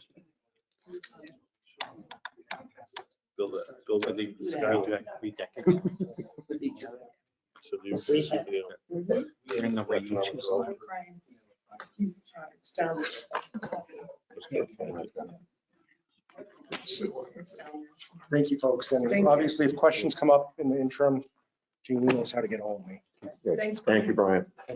I'm on Main Street. If you need a place to put a node, I can supply a location for a node. I think Tap into it. being You want to take all our addresses? we are a Fortune 50 company, and I think that benefits us because we are always striving to be the top of the pile. So, there's kind of an inside statement that says we're not going to be beat on speed. So we're always innovating. Was Xfinity ever AT&T? At some point, Media One was bought by AT&T. And then around 2001, I think Comcast bought a lot of the AT&T cable infrastructure, yes. And then it split after that? No, so Comcast bought most of the AT&T Yeah. cable in the 2001, 2002 timeframe. Yeah. So that was before my time, believe it or not. It wasn't before mine. I will let you guys get on with your evening. Brian, thank you very much. Thank you. Make sure you drop all those folks off at where the right house. Make sure you treat them to pizza at T-Hop or something. It's National Beer Day. Have a beer day. Oh, it's National Beer Day. And it's also National Have a What are we Burrito. doing here? It's National Have a Pizza Day today. No, it was burrito. That was yesterday? We have a national day for everything. They listed 32 of them off on the radio today. Have a We were whatever. there. But I don't, you may not be. No, I heard the able to beer hear and us. burrito. Yes, please do. That should go good together. It's fine. Moving right along. And good. So we are moving along to the selectmen's reports. And first up is myself. So some nuts and bolts. First thing is just a reminder that the winter parking ban is still in effect until April 15th. Advisement from our DPW director that he will intend to lift the load restriction on roads on Monday, April 11th. A reminder to folks that the 2022 annual spring cleanup at the Tilton transfer station will take place on April 20th, 21st, and 22nd, a Wednesday, Thursday, and Friday, from 9 a.m. to 3 p.m., and Saturday, April 23rd, from 8:30 until 4 p.m. Looking for the Citizen of the Year criteria per the Old Home Days Committee is someone who is a volunteer, non-paying position. Receiving a stipend is not considered a paid position. And I believe that one of our select board members had said that our choices as well as our selection should be at a selectmen's meeting. And so that we should open up discussion sort of about who maybe the Citizen of the Year would be. I believe was that Selectman Constantino, had you made mention of that? Was that the email that you had put through? This is my first time around on this. We should make it at a selectmen's meeting. Yes, Okay. I said that. Okay. What we've done in the past is we've just written down a piece of paper, and the Old Home Day has the ultimate decision. We just recommend to them what we'd like to see. I mean, So would we like to stew on that a little bit and then do that at the next meeting? Does that sound like a plan? So nominate for Citizen of the Year at the next meeting. Okay, excellent. One thing that I have been thinking about over a couple of weeks is to take a chance for us as a board to go back over the goal setting report that was published in September 5th of 2019 at our next meeting. And that there's a copy of that report in our board packet. What I'd like everyone to do is sort of review that, come back with maybe comments, ideas, maybe some new goals that we might have as well. I think it would be a healthy thing to do that. We've had a lot of really good things go on in the last year. And I think there's a lot of good momentum going forward. So I'd like to sort of do some goal setting and look at the goal setting report. can we resend it out to us So It's in your packet. I did send in it. here? Yes. Great. Okay, good, wonderful. great. I haven't gotten through the whole book yet. To discuss a piece in terms of the Main Street paving. Our DPW director had his paving schedule for this year in the repaving of the south side of Main Street. I think we need to consider, because we've got the Plan New Hampshire charrette coming in, to take a look at obviously everything in town, and that it's been moved off to this September. I'd like to propose that we push off that paving until next year for the reason of, as I think about it, if the charrette comes in and they start making recommendations for that, I wouldn't want to see us sort of double our efforts and then have to pay a little bit more to possibly have changes there where we could do it all in one fell swoop. Is that a motion or is that a? I agree. So we need to do a motion on that. No, so I think we just need consensus. Yeah, just consensus, yeah. And of course, Scott, that's Yes. the sidewalk, right? Yes, yes, the Okay. south side sidewalk. And again, my thinking was is that if they come in and they're looking at it and saying that, you know, these would be some good things instead of paving it and then going back and redoing things, that doing it all in one, you know, creates that consistency. As I know as frustrating as it may be because it's something that we know needs to get done. I would hate to see us, I'll say this, sort of pay twice for anything. Good, so consent. Yep. Is there some way that we can do just a shim or no? Would that ultimately deter what you're trying to do with the charrette? If you just did I'm Well, there, concerned about liability well, on that end, you mean that on Main on the Street? sidewalk Yeah. by Casamigos is really bad. Um, Just a portion of it. You could patch the bad spots, right? Well, I'm sure we could ask Kevin to We do have that. Kevin take a look. There's so many other projects. That Yeah, I could agree. replace that, but I mean, certainly can ask him. Yeah, I think maybe taking a look if there might be anything that could be Okay. questionable that we should just sort of patch for the time being. I think It's that would be such good. a huge footprint, what do you? The foot traffic. Foot traffic, thank you. Foot traffic over there now, and it's, there's some bad spots. Other than that, I'm all for waiting for the charrette and going as planned like that. I have no problem with that. Perhaps maybe you could just look at it, Okay, good. come up with something. Jeannie, we all set with that? Yeah, Good, yes. good. Okay, I great. didn't know. Our next meeting of the board will be at the Tilton PD EOC room for the public meeting on Caleb Hill Road, which will begin at 6 p.m. This meeting has been posted in the papers. Invitations went out to the residents of Caleb Hill Road. We will also at that meeting take, the bids will be open for sweeping and paving. And we will be meeting with Old Home Day to discuss how we can assist with Old Home Day. There has been, and I've received some contact from Deb Shepherd actually on Old Home Days that the Pines is not going to, the Pines facility where the trees are, will not be available this year because of seeding. So just to let you know, this just came about within the last 30 hours, is I'm going to see the receptivity of Tilton School in terms of opening up our field facility just for this year to be able to accommodate and help out with Old Home Day. And as long as the board's okay with me going forward with that, I'll make the overture to the school as well on that. So our next meeting's at PD. at the PD, yes, at the PD at the EOC. And I just have one more brief thing. Within the last week, I noticed, I honestly don't know if they were residents of Tilton, but there was a couple that I noticed a couple days in a row on Route 3. The Route 3 headed east, filling the blue bags, cleaning up the sides of the road, and the job that they did, because I went back and forth probably 7 times, was absolutely stupendous. I have no idea who they are, but I'm going to put out a heartfelt thanks from the board and from the town for the work that they did.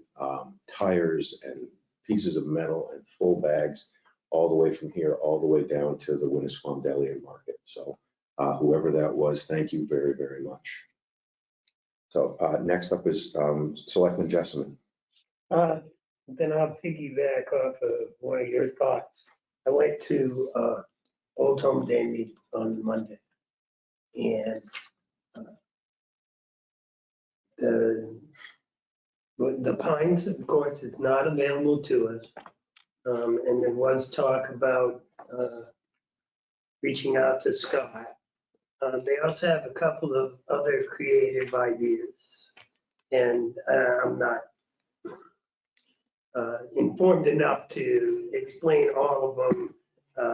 One has to do with the school over here, and one has to do with downtown.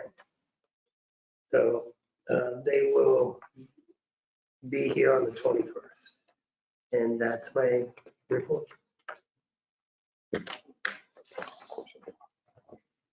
Next up, Eric Pyron. Thank you. You stole my thunder on the blue bags, so thanks. But it was very noticeable.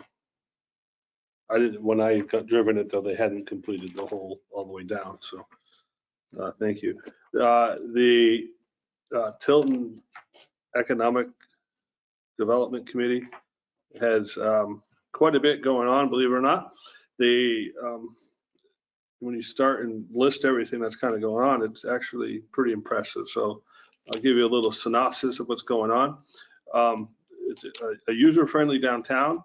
So it's a park-to-park pedestrian way is the long-term goal. And that's going to go up a pedestrian-friendly pathway from Riverfront Park to Tilton Island Park on the south side of Main Street. The goal for this year is to create the pathway from Riverfront Park to Park Street. So on that side of the road, including the installation of some lamp posts along the way. And also, I believe, benches along the kind of along the river there, make it a really nice area for people to sit. The committee met with the New Hampshire DOT, the town's engineer, Kevin Duvall, Leanne, and Jeannie was there, Scott was there, and working on a plan that allows pedestrians to safely cross with the assistance of a rectangular rapid flashing beacon. This is just east of Winter Street, kind of at the crest of the hill is kind of where it's going to be. And the goal is to have that installed by the fall. Downtown parking, Jeannie's applied for a Franklin Savings Bank grant to pay for parking signs and an app that will tell visitors and residents where to park, showcase our retail and restaurants, and promote events happening in the community. So basically, if you're walking down Main Street or you were trying to park, you could pull up the app. It could be accessible through Facebook pages and things like that, but you could scan that app and then it'll show you where the parking lots are in the downtown area. Vince Parator has volunteered his time to build the signs, charging only for the cost of materials. Working with Eversource for permission to hang the signs off the utility poles. And then that goal is to have that project completed by the fall. Beautification, flower boxes. Kevin Duvall's building flower boxes that will hang off the railing leading from Tilton Island Park up to and including the timetable Mabel. So down on this end of town, if you've driven into downtown Meredith, coming from the Route 104 area, heading down, you get down and there's a municipal parking lot on the side. There's a guardrail there with the flowers. The intent is to make it kind of look like that. And I don't know my flowers, so I don't know what we have planned in there, but petunias is what I'm going to say, and I'll stick with that. I want to say potato plants too, but potato vines. I know that's what Tanger uses. So the completion of electricity to install lighting for the statue and the water fountain pump. And then we are getting estimates for a landscape plan for the park. Goals to have this project completed by the fall. Tulips and daffodils, possible planting in the fall of more tulips and bulbs depending on production this spring. Marketing downtown, creating a marketing document to attract new businesses about the benefits of having a business in downtown. Goals to have the project completed by midsummer. And then the Tilton Island and Bridge Restoration and Preservation, create a plan to include fundraising to address erosion issues, bridge preservation, and island renovation. This is a long-term project, and this will be done over phases. So it's not going to, we can't give a definitive deadline, but it's going to be phased in over time as budgets allow and as opportunities make themselves known. Very exciting stuff. And I'm fortunate to be part of that committee. And that's all I have today.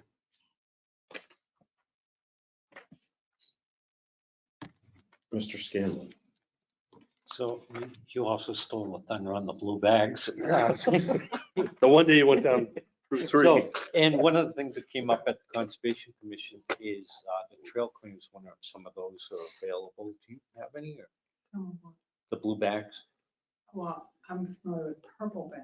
I don't know. The blue bags are Blue from the is state. Yeah. The state. Oh, I don't- And so Yeah, Kevin they- should have Does it some of Kevin? them. Did you say? I thought Or the town has to ask them, At and the- they'll give us right. free blue bags. We asked for some, I think they might be down in Public Works if we have any left, but there should be some. So there's gonna be a planned trail cleanup, to clean up the trash, do some pruning and stuff like that. They're looking into what the situation is with the marking signs to locate in case of emergency in that. The other thing, going to go and put another coat of wax onto the statues so that they get a real good go cleaning. We still have some leftover cleaner, so there won't be any cost or anything for that, and some leftover wax. Somebody asked me about hazardous waste. Jeannie looked it up, and it's July 30th and August 6th is the planned date for it, and we'll get more details as that shows up. So it will happen this year. Also, there is one, the Lions Club is doing a recycling and electronics drop-off in Guilford, if you're familiar where the cinemas are by the airport. And that's a Saturday from 8:30 till, I think it's 12:30. So you can drop off your electronics to be recycled there. They will all be done. However, there is a charge. Usually it's no more than $5 per item. So that's good if you're gonna get rid of some stuff. Let's see.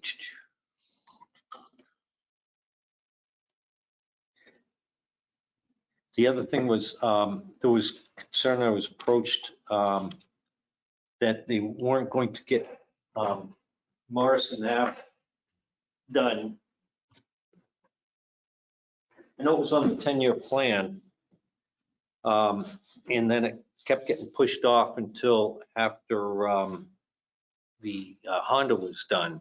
And the reason why it was encouraged to have it done is because that's the inside of the water pipe that keeps breaking.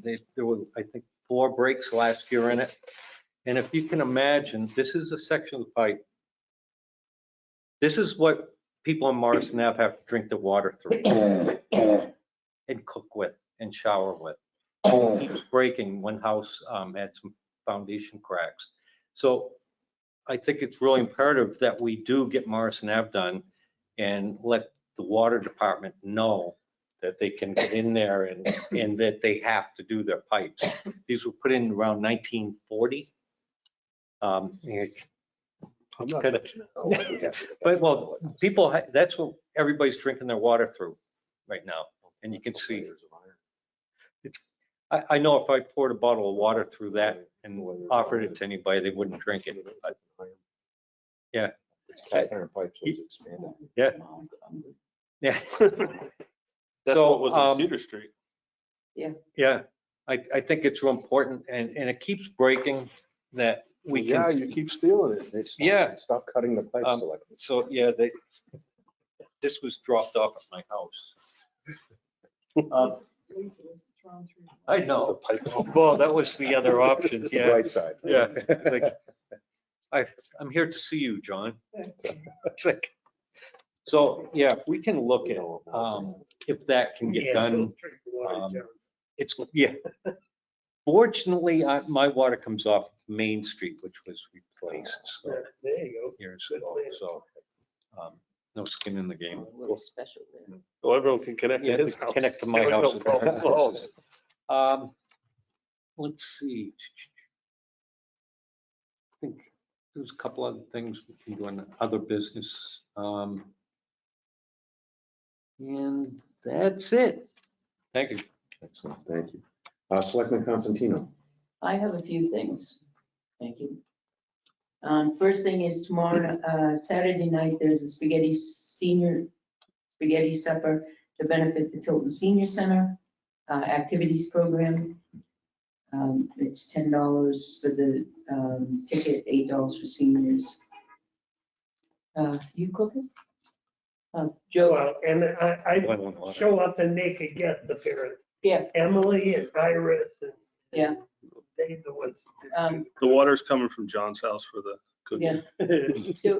Tilton School Senior Health and Seniors Program is May 14th.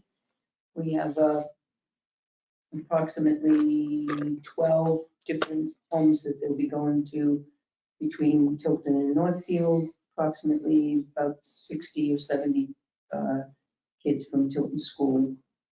We're coordinating with Julie Caldwell on that. This is now, I think, 22nd or 23rd year we've been doing this.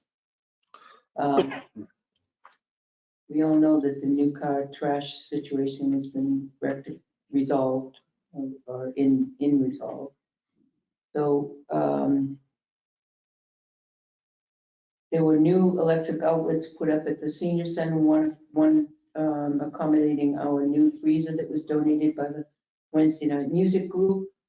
And the other one was put in by the executive committee to accommodate the server at the Tilton Senior Center that was illegally plugged in with the power strip to the outlet. So we took care of that. Jesus. We didn't know it at the time. So we just noticed that when we took out the old freezer. The other thing is I want to talk about the graveyard up on 785 Laconia Road. We got a call that there was some disturbances up there, and we went up there via the health officer. But we went up there. There was a lot of assumptions, and some of the assumptions were put to bed because they did get a variance, and Mr. Walker owned 777 Laconia Road. Everyone knows where Mr. Walker lived, right? Brown house right on the corner there. And there was an old cemetery, one of the oldest in Tilton. There's a grave there, 1862, and he was 95 years old when he buried there, so 1862. There's several other graves there. They went to the zoning board, and I'm going to be upfront, I do not know anything about zoning, but I want to put this before you because we can't make this mistake again. This is the map that came with the zoning board. And I just want to read one little tiny thing here on a hardship. It said on under 5, unnecessary hardship. It said this lot is already developed with 2 single-family structures. The lot shape is long and narrow, and there is also a cemetery on the property which impedes upon areas available for a new structure. The new location of the residential buildings moves them as much as possible away from the lake in structure 2, which is the blue house, moves both away from the lake and the cemetery, improving on the setback to the water and the sideline setback. That statement, in my opinion, could not be more untrue, because it actually moved it closer to the cemetery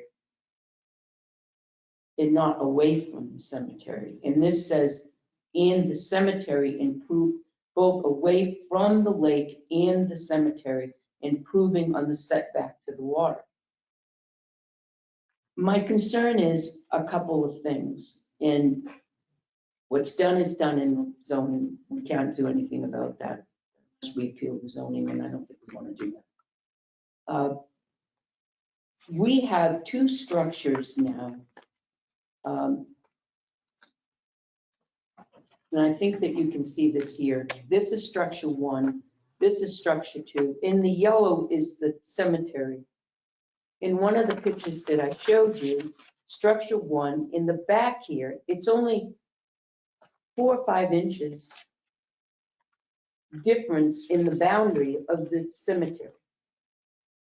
And it has on the back here, maybe 12 to 18 inch either propane or natural gas piping coming out, which means that there's going to be some type of equipment that's going to be hooked to that device, that piping that's coming out. And where that's going to be is going to be on that cemetery.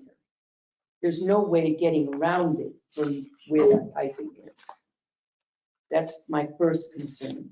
My second concern is the proximity. The houses are so close to this cemetery. The cemetery is abandoned. The people that maintain the cemetery have passed away. These people are not heirs to this, to my knowledge, not heirs to these people here at all. In an abandoned cemetery in the town in which it is, the selectmen are the overseers of this. So we need to take care of this. So we're the ones that need to oversee this. We have to do better. So I'm not sure what the answer is. I'm not sure how we take care of it. It's not land use. I know that. If you look at the RSAs, it's not land use, but we do have to make a better choice. We have to do something because this person, whomever this person is, I'm sure they're very nice people, but there's going to be some type of a structure here on that property with gas, and who's going to be filling up that gas? How are they going to get to that gas to fill it up, or propane or whatever? There's only inches here to the boundary, literally inches. So if you're looking at this as the structure, the cemetery is like right here. And the pipe comes across like this onto the cemetery. So you know at the end of that, there's going to be something here. I don't know what the answer is, but we have to think about it. And it has to be something soon because it's going to be done soon. So after Selectman Constantino alerted me for this and I was not able to go with she and Selectman Scanlon, I did go down and I took a look at the property. I also have a concern because of the change in grades in terms of what might happen with erosion possibilities and things like that. Yeah. Because, the ground has been opened up. So, my history heart looks at it and just, I'm a little concerned over it. And I agree. I'm very concerned for history and the preservation of the history and what's there. And probably because I'd be in a divorce if I didn't fight for the cemetery, because Kim's been in the Gravestone Association for over 45 years. And I am concerned about this and I don't know what to do. So where do we turn?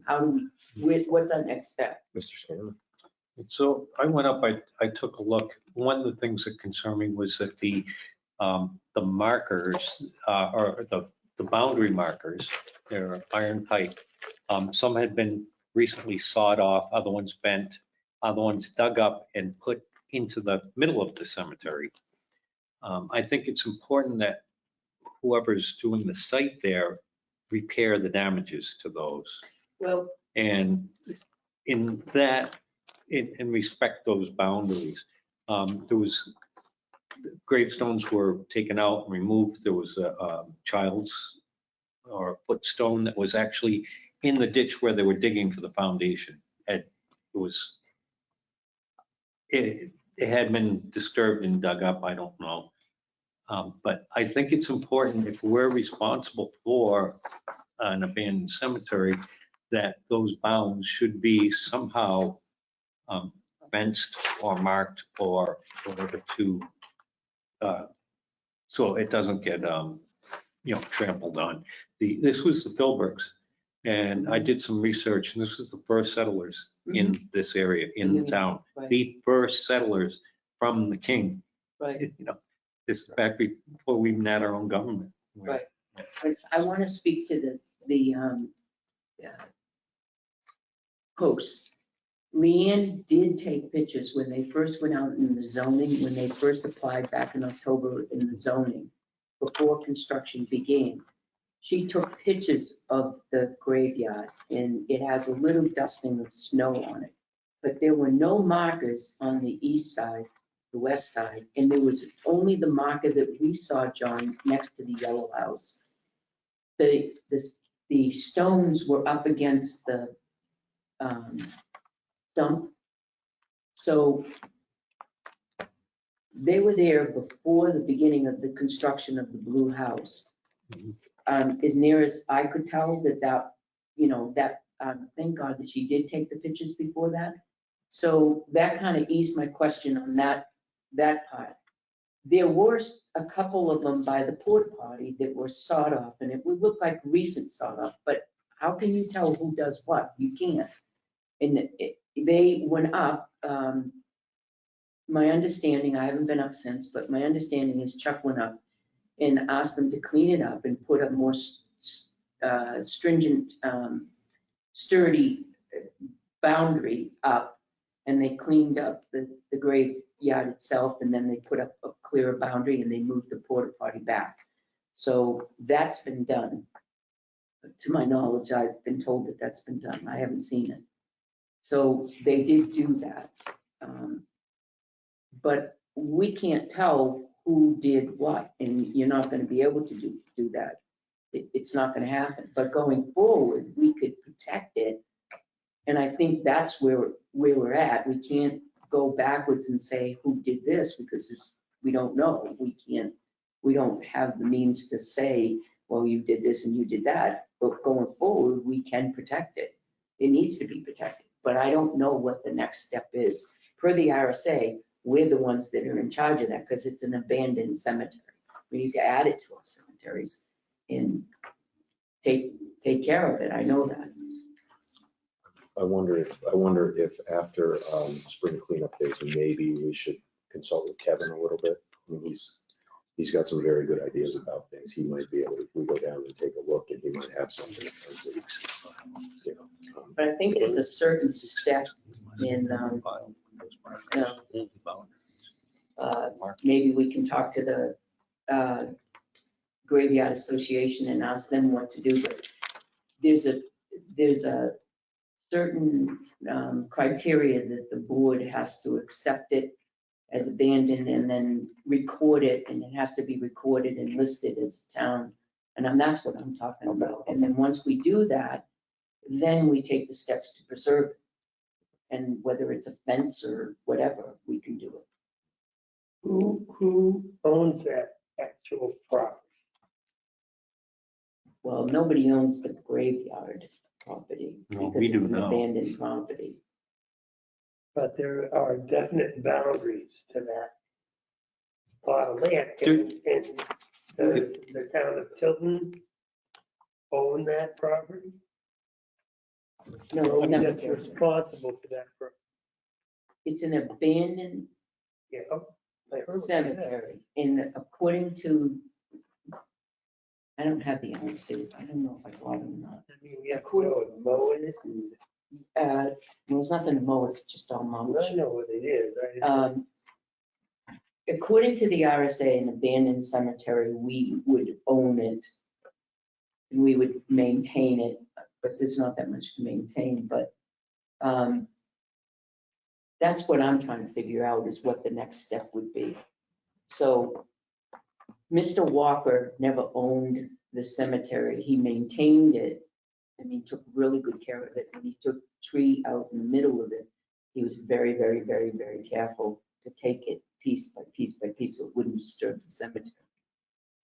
That was years ago. I want to say like 2015, 16, something like that. And Could we have, Jeannie, could you check and just see what possession laws, issues, et cetera, we're running into here? So we can shore it up and then figure out exactly how to go forward with it. I know years ago, Mr. Walker came to us and asked us to take it over. And this is back, I want to say in 2011, 12-ish, and the board denied him at that time. I don't know, but I can't remember what the reason was. Catherine brought it to us. John, So I'm looking at this map here. This is a dig safe map where they use to survey the property and put markers where things are. And they also took photos and they put these markers here of the boundaries of the cemetery. So dig safe must have an actual file of the locations of all those markers and all that, because that's one of the things that they make sure you don't dig in the cemetery. Okay. So that's Mr. Pyra. How do I say it? Is this, I think part of me says the right thing to do is to maybe invite the landowner of that land to come before the board to work together on resolving this, bringing the cemetery back to whatever condition maybe these pictures might show. And just, because it's on, we're gonna have to access this through someone's property. So, letting them know, or maybe they'll say, you know what, we'll take care of it, or we come up to some type of memorandum of understanding, something that we work together. And maybe, you see something as it is, but maybe they had a plan to restore things. I don't know, maybe find out their plan, and I don't know if that's a good idea. I think it is, but that's just me. But it's my 2 cents.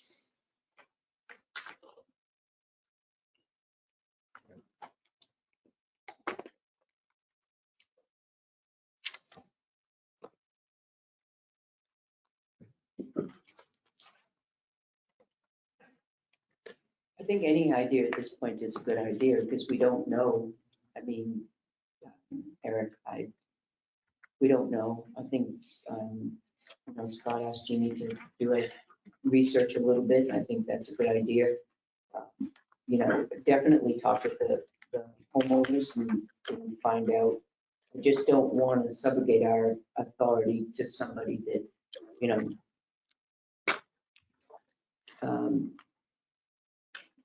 I think unless they want the responsibility. Well, no, but if we're gonna put up a 12-foot stockade fence, I'm sure they're gonna want to have. No, I'm just saying, I mean, we got, you wake up one day, there's nothing there. The next day, all of a sudden, we've come in and restored that. I would never do anything like that. I think it's a good idea.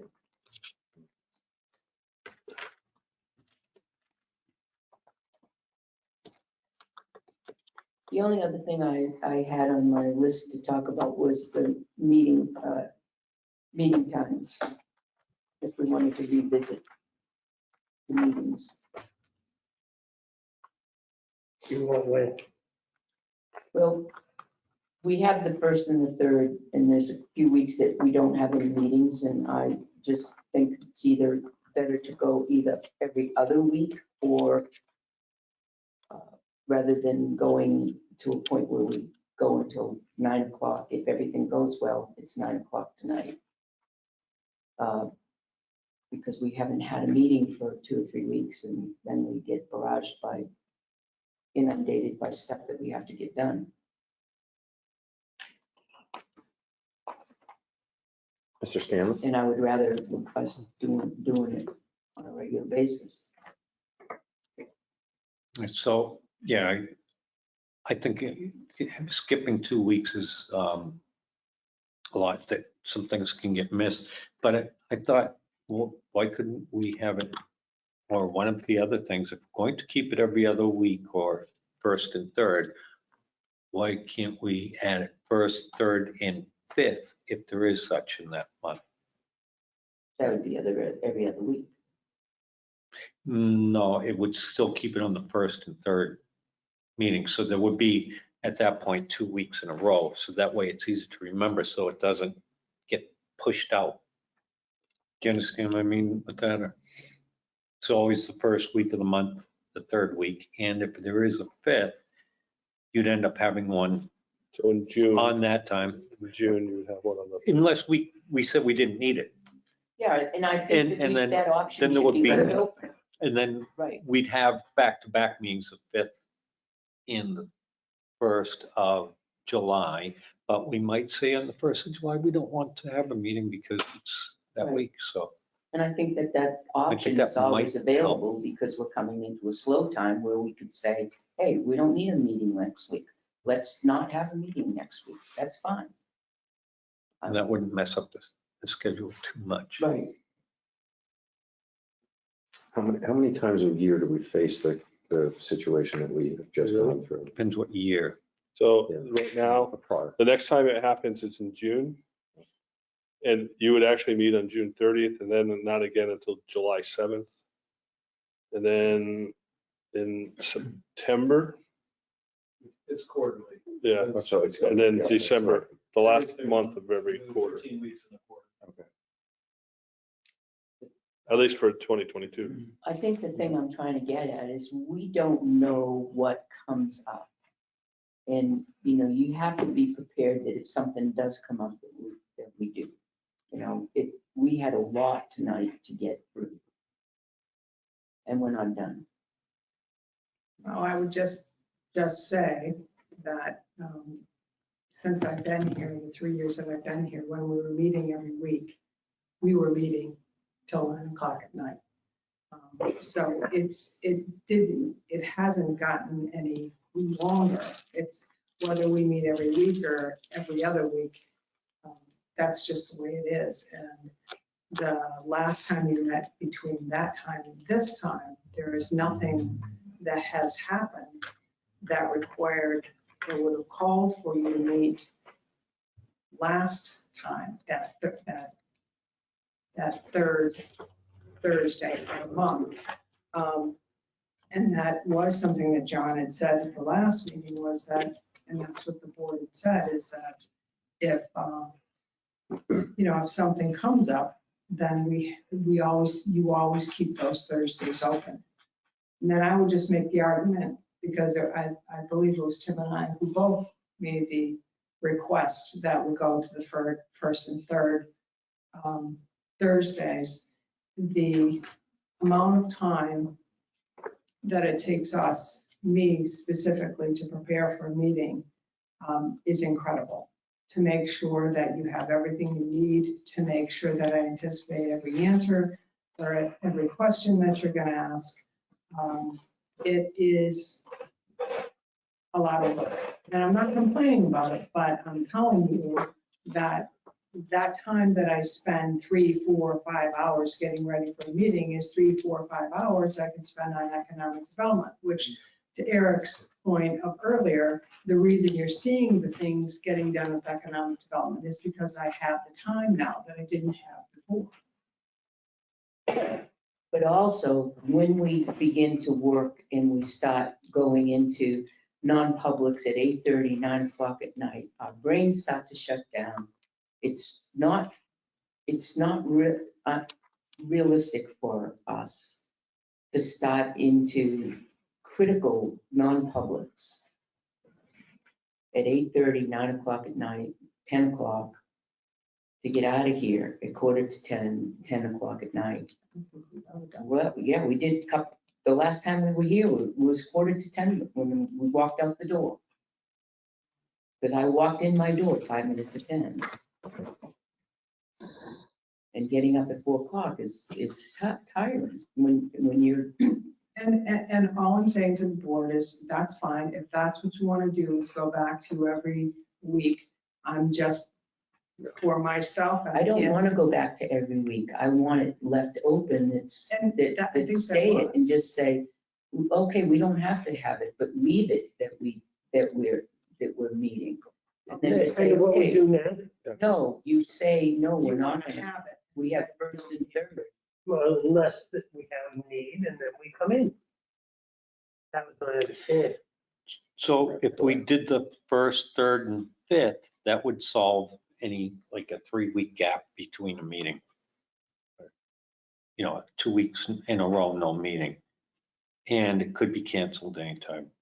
I think that's a good compromise, because then you won't be preparing 5 hours every week. You'd still be on the same thing every other week. Yeah, the only thing I just wanted to add is that, and the timing of that last week of a month and then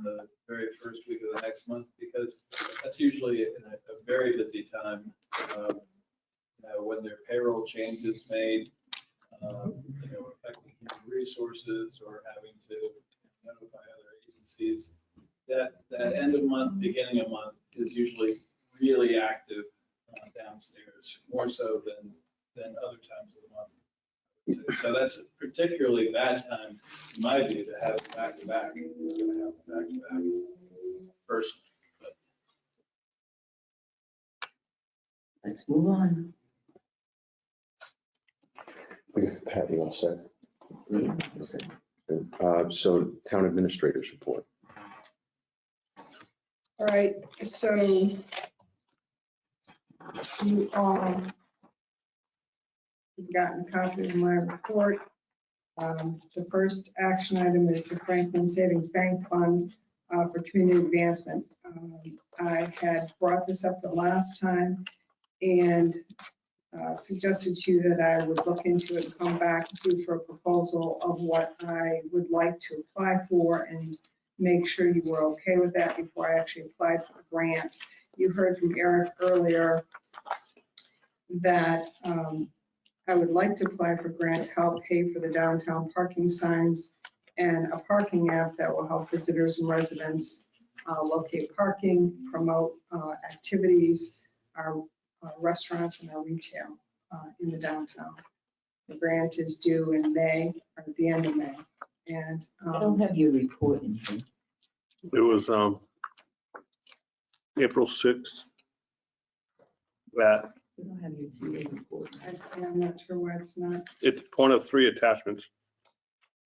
Yeah, she's saying she doesn't have hers in there. I didn't see it. I'm not sure why it's That's- not in there. Oh, it's not in the book. It's not in the book. I have it on the phone. Did you get it in the email? Pat? Did you get the email? Okay. So, It's not in our book. so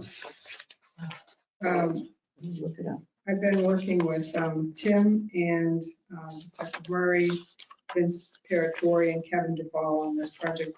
Tim and Liz are working on the app that would go along with this. So I don't know if the board has any questions.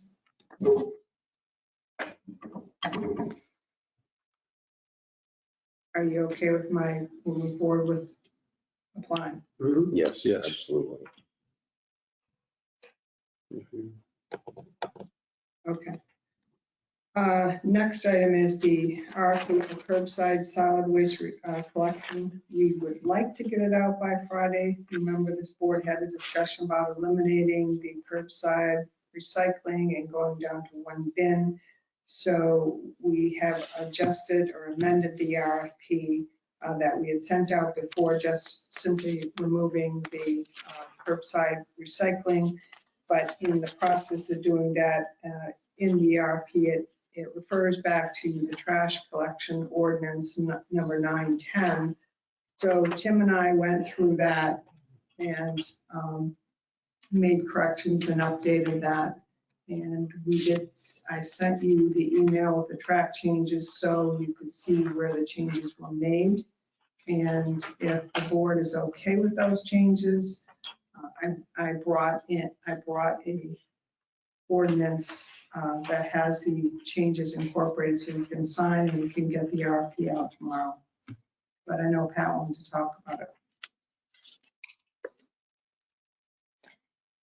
Selectman Constantino? I know ultimately what we want to do. I don't ever remember having to change an ordinance in order to send out an RFP. I think we can do that without changing the ordinance.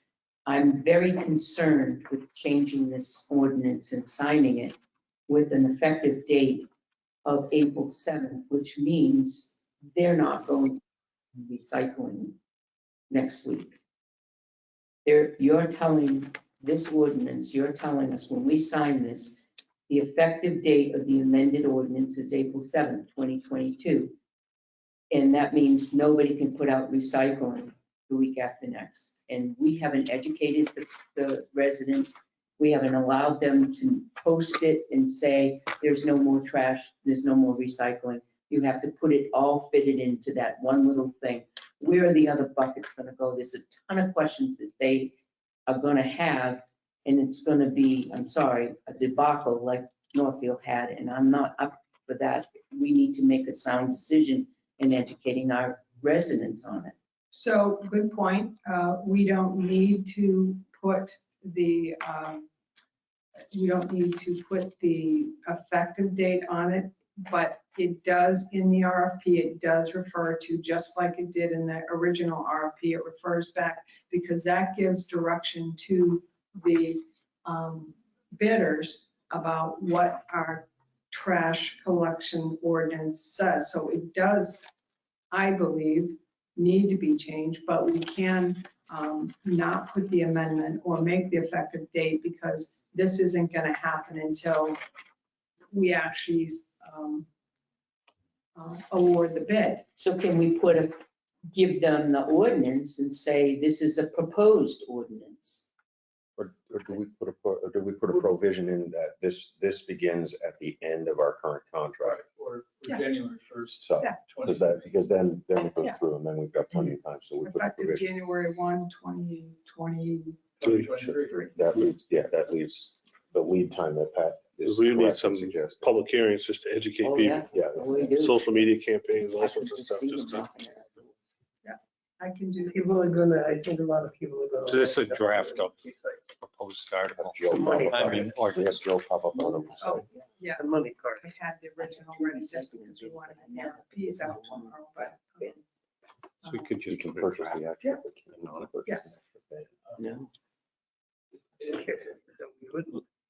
Uh-oh. I don't Maybe think- not with these guys. Mr. Pearson. I was just going to say regarding the ordinance, I think it's really important that the board's in agreement that that would be the ordinance in effect at the time of the contract. Because as Administrator Forrester said, that's what vendors are going to be relying on when they're bidding Okay. as to what criteria they must use, how the pickup works, what people are allowed to put out, that sort of thing. So I think it's really critical that the board is in agreement, however that manifests itself, so that they can bid based on that starting the beginning of next year. I have one more question then. When you do residential we all have a recycling bin and a black trash MSW bin. So somehow or other, we're gonna stop recycling, and we're gonna try to fit that, what we've been doing for recycling now into our MSW bin. So you're only allowing that one black bin per household, correct? Right. Are we going to be allowed to buy an extra No. black bin? This is it. You're, Right, because that's what this board said at the last. Yeah, it's actually just the opposite. So your recycling bin is the one that the town owns, that would be preserved. Mhm. So that the vendor, the black bins, if you will, most of them are black, our current vendor, Bernard, owns. So our thinking was that because we already own bins, that, and a vendor doesn't have to supply bins, that the bid may be less because they don't have to incorporate that cost into their bid. so what happens with the resident? Yes. What happens to the residents, and I'm one of them, early on, when we started the recycling program, asked for a second recycling bin and have that second recycling bin. Now, when you do this trash, you're saying only one trash. So what happens with that extra recycling bin? Well, And how are you gonna enforce it? well, that's what you all, Well, I know that's what we Well, want, but that's what we'll have these to are, decide. this is my questions that I had in reading this, and I'm thinking, okay, I know, going up and down the street, this is what's happening here. So I have these questions because now all of a sudden we're gonna enforce this. We Well, I have a, thought today was gonna be the day we're gonna enforce it, so we have a need to look at the contract through the end of the year, correct? yes. We have to honor that contract. Yeah. So we changed the effective date on it so that the other guy can bid on it. We have to honor the contract. So nothing's gonna change today.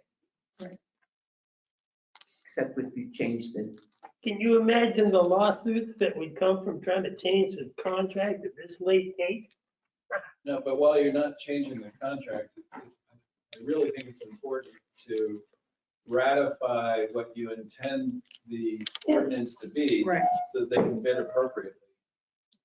And as it relates to the carts or totes, no matter who comes in, whether it is with or without, you're still going to end up with the same issue, that it's going to be one per household, unless the board decides to change that, in which case that's going to be really important for. So you have to go around and take them away.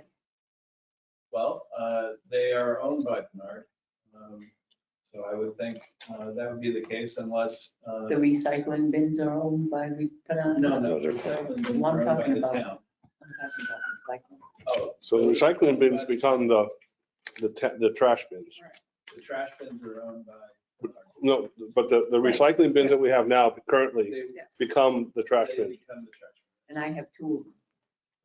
And the neighbors down the street have 2. So those anomalies will have to be dealt with somehow. Because I remember we were allowed at that time, when they first started, there are several people in residence that got a smaller one or same size, whatever. It's not just a road. You bag up your recyclables and put them into the other one, and then you reach in on Saturday morning, you put it in the back of your car, you drive down to the transfer station, you put It's it gotta there. be in a purple bag if you do that.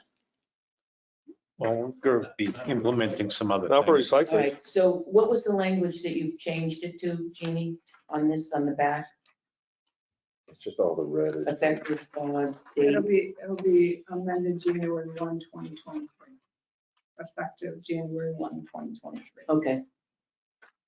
I'll make a motion, we approve the Town of Tilton trash ordinance number 910 as amended for purposes of the RFP. Effective. 2023, January 1, 2023. January 1, 2023, effective. Ruggles second. Any discussion? Good, hearing none. All those in favor of the motion, please signify by saying aye. all right, Aye. Aye, All those opposed? Motion passes. he's opposed. Mr., please note, Mr. Jessman. And I think back on North Woodrow and Marge Pond, all the effort they put into recycling in Jeannie, this did we- town. and did we work leave it? that I think a bunch of us left with it, that right? group. Even though I know- RFP. Yep. So can you just, Well, I'm gonna Right. make that change. Oh, you gotta make the and have change. Tim put it on sign. okay. Um, Oh, that's a good idea. So next item is the right to know legislation, which I talked about earlier. Sounds like the board's okay with me moving forward with working on legislation to try to, As long as it doesn't infringe on the legitimate needs of the citizens. it would not, but it would put guardrails around what people are. Again, I think what I said is, our attorney said that the volume of what he's asking for was just an abuse. I mean, the time it's gonna take, all of you, every email that you have that has anything to do with the business affairs of the town is. That's volumes. Yes. And so, anyway, if you're good with that, the Tilton Norfield Old Home Day, I assume the selectmen would want to be in the parade this year, and you want me to complete the application. start buying candy. Yes, please. Okay. We've got candy in the fridge. Oh, I thought that was blowing out her bag of candy. How much is in our candy budget? $1. We ate it all. There's an emergency candy budget. I was going to talk about the emergency rental assistance program update. So Catherine, Heather and I, Tim Schubert, and met with 3 representatives from TAP to discuss the impact of the emergency rental program on the town of Tilton. And after feedback from our own group, we agreed it was important to send a letter to Econo Lodge owner copying CAP, the state and federal delegation, about the impact of this important but poorly thought out program. And I am still working on the letter after writing it. Rethinking a little bit about who it should go to. So basically, when we met with CAP, this money came in from, well, the first thing is we had a Zoom meeting with people in the state, which pretty much was a big disappointment. They pretty much said, you know, there's no problem. We haven't heard from anybody. You're the first. There's no problem. And, you know, so they're not going to do anything. And so then we met with CAP, the 3 representatives from CAP. And all they are tasked with doing is they get the money from the federal government, and then they don't, people will call them and say, I want to stay at such and such hotel in Tilton. And once they sign in at that hotel, there's a registration process, and then they get invoices and they pay, but they are not directing people to Tilton. So that was an understanding for us of how that was happening, and they don't have any control over the people they send or what they do. But we did say to CAP, and they acknowledged that they were remiss in not letting us know that this program was coming into the community and that the impact that it might have on us. And so what we discovered through the whole process is essentially the federal government throwing money at a problem without thinking it through. So they're just giving the money, and they're not, what's happening is these folks are staying at these hotels almost like they're living, you know, it's almost like dormitory style, the way it's been described to me. People, the doors are open in the hallways and they're back and forth. There's a lot of issues with drugs. There's a lot of issues. There's a real concern by our deputy fire chief about fire hazards, collecting huge amounts of clothes, cooking hot plates in the rooms, children back and forth, and our health officer, you know, had some real concerns as well. And they're, according to the fire department, they're breaking fire codes at these hotels, motels, and they have real concerns. And interesting, you know, the state and both CAP said as well, we haven't heard from anyone.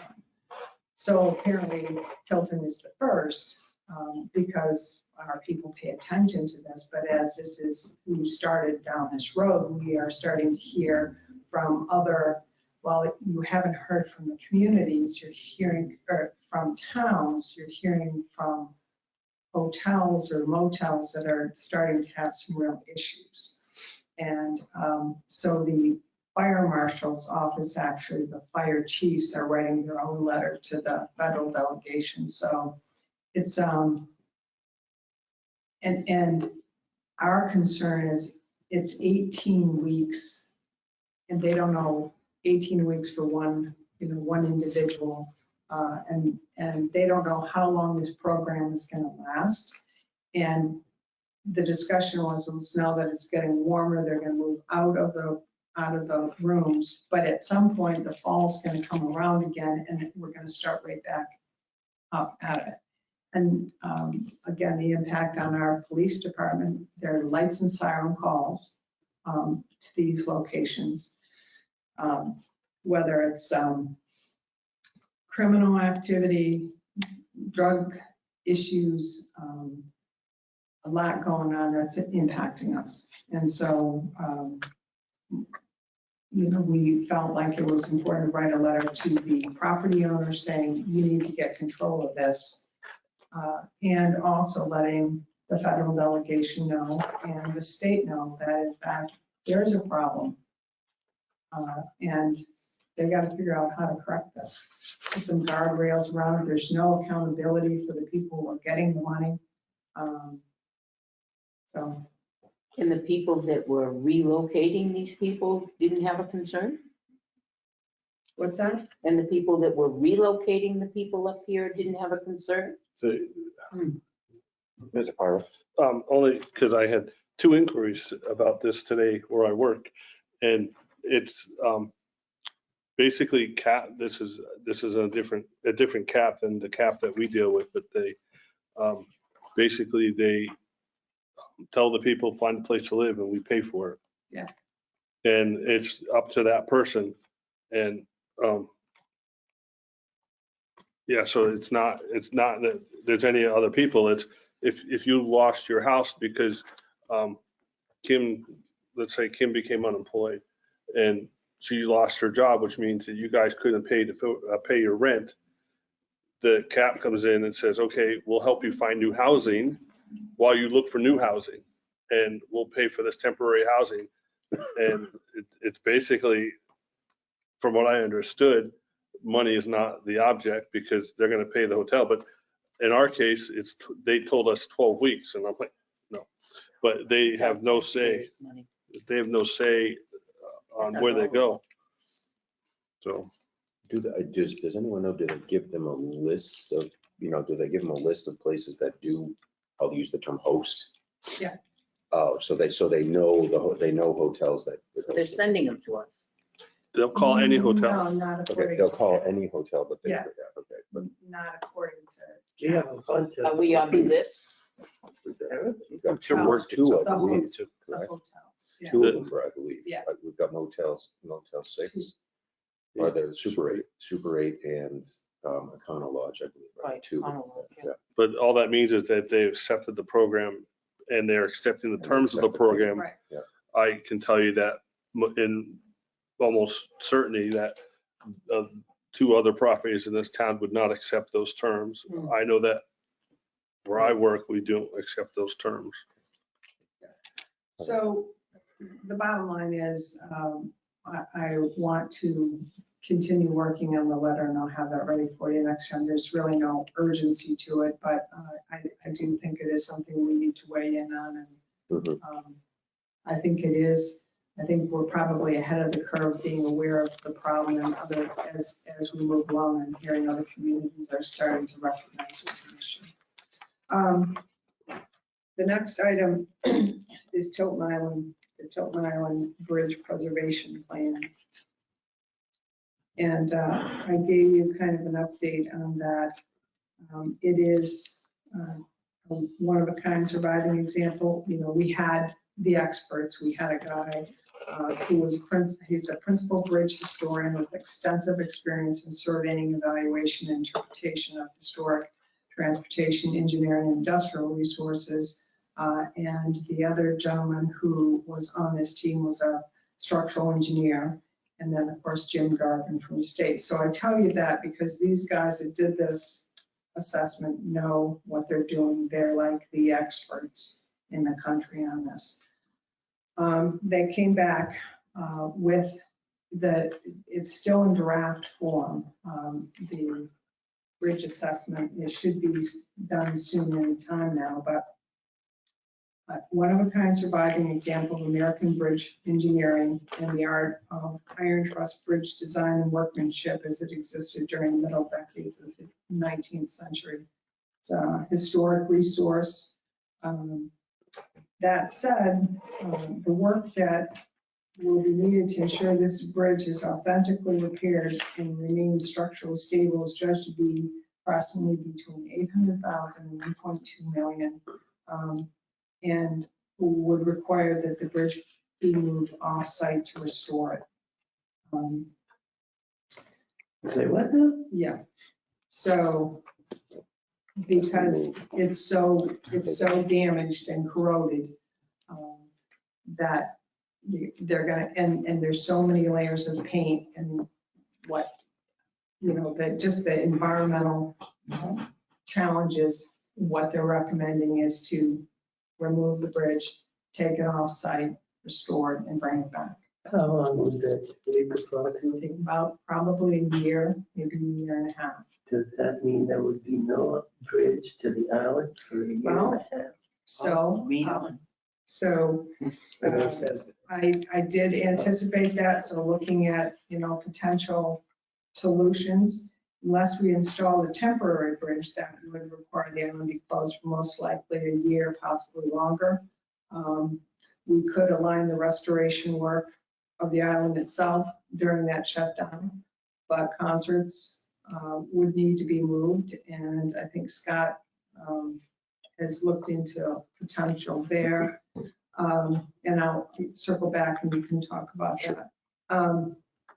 Given the historic nature of this bridge and it's listed on the National Register, there will be grants, and there are grants. I told you before about the Land and Water Conservation Fund, which is up to $500,000. And there are other grant opportunities. But regardless, whether you shut it, the other solution is to say, okay, we're not going to do anything with this bridge. Let's just put in a new bridge. Well, new bridge, I did find a source where they could give us a bridge that was used in Peterborough.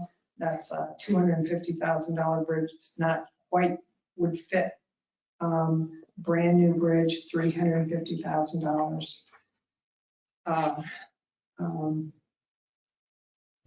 But we don't know the cost of the restoring of 1.2 million. 800 to 1.2 million. Yeah. In any event, where we're at right now, and this is kind of what started the whole discussion was, if you remember where this all started, was cutting down a tree on the island because there were concerns about the tree the tree falling over. And then I started looking into, well, what kind of equipment can we get over that bridge? And both the bridge, so they're recommending a structural analysis. I did get a quote from Hoyle and Tanner, anywhere from 35 to, I think I might have put it in there, 35 to $45,000 for that. Hoyle and Tanner. They are recommending a detailed inspection and monitoring of the bridge until it is rehabbed or replaced, whatever it is this board wants to do. But the big concern right now is the safety of that bridge. And both in the assessment and from the engineers that we've talked to, there are concerns about safety of that bridge because of the condition that it's in. So the board, and I'm not asking you to make any decisions tonight, but I wanted to bring it to your attention because if we are going to close the bridge or the island down because of the bridge, we're talking about the concerts, we have to make arrangements for that. We wouldn't put a porta potty over there, I'm guessing. So there are things that I would start to be doing now. It's the 30th year for the concerts. Yeah. So, and I wouldn't want the 30th year to have people fall into the Like one of the bridges he designed. But Scott. So when Jeannie let me know about this, I immediately reached out to our head of school at Tilton. We currently have a brand new amphitheater at the school that is ADA accessible, that has electricity. You can flip 3 to the left, you'll see the facility. It has a stage. It has plenty of seating, so other way, go the other way. And it would be, I think as a fill-in, it would be a very, very appropriate space. No one would even have to bring seating. So they could sit right there. It's a wonderful thing. I actually can't wait to teach there this spring, so. Yeah. So some of the things the board's going to have to really start thinking about is, do you want to try to restore and preserve and restore this bridge? Do you want to get a new bridge? And the more immediate thing is, what are we going to do with the bridge itself and the safety issues? So. And what's the chances of our getting grants to restore it? I think they're very, very good. Okay. Wasn't it, we had, I can't remember which conversation it was in, but I believe I know someone had mentioned, I know 100% someone had mentioned the fact that the Forestry Service in the state has temporary span bridges that Yeah. can hold lots and lots of weight. Oh. So which Right. might be something to look into as a possible. That was a fill-in. conversation, yeah. Yeah, I know I remembered that succinctly, so that might be one. And I believe they loan those out. They roll them out. So, I didn't, I guess I missed that yeah, conversation. that was, so it was, I succinctly remember. I can look into that. I'm trying to think who said that. Yeah, was it Doesn't maybe Army Leanne? Corps of Engineers do that Was it too? maybe Leanne? Maybe? No, I remember. don't think she was.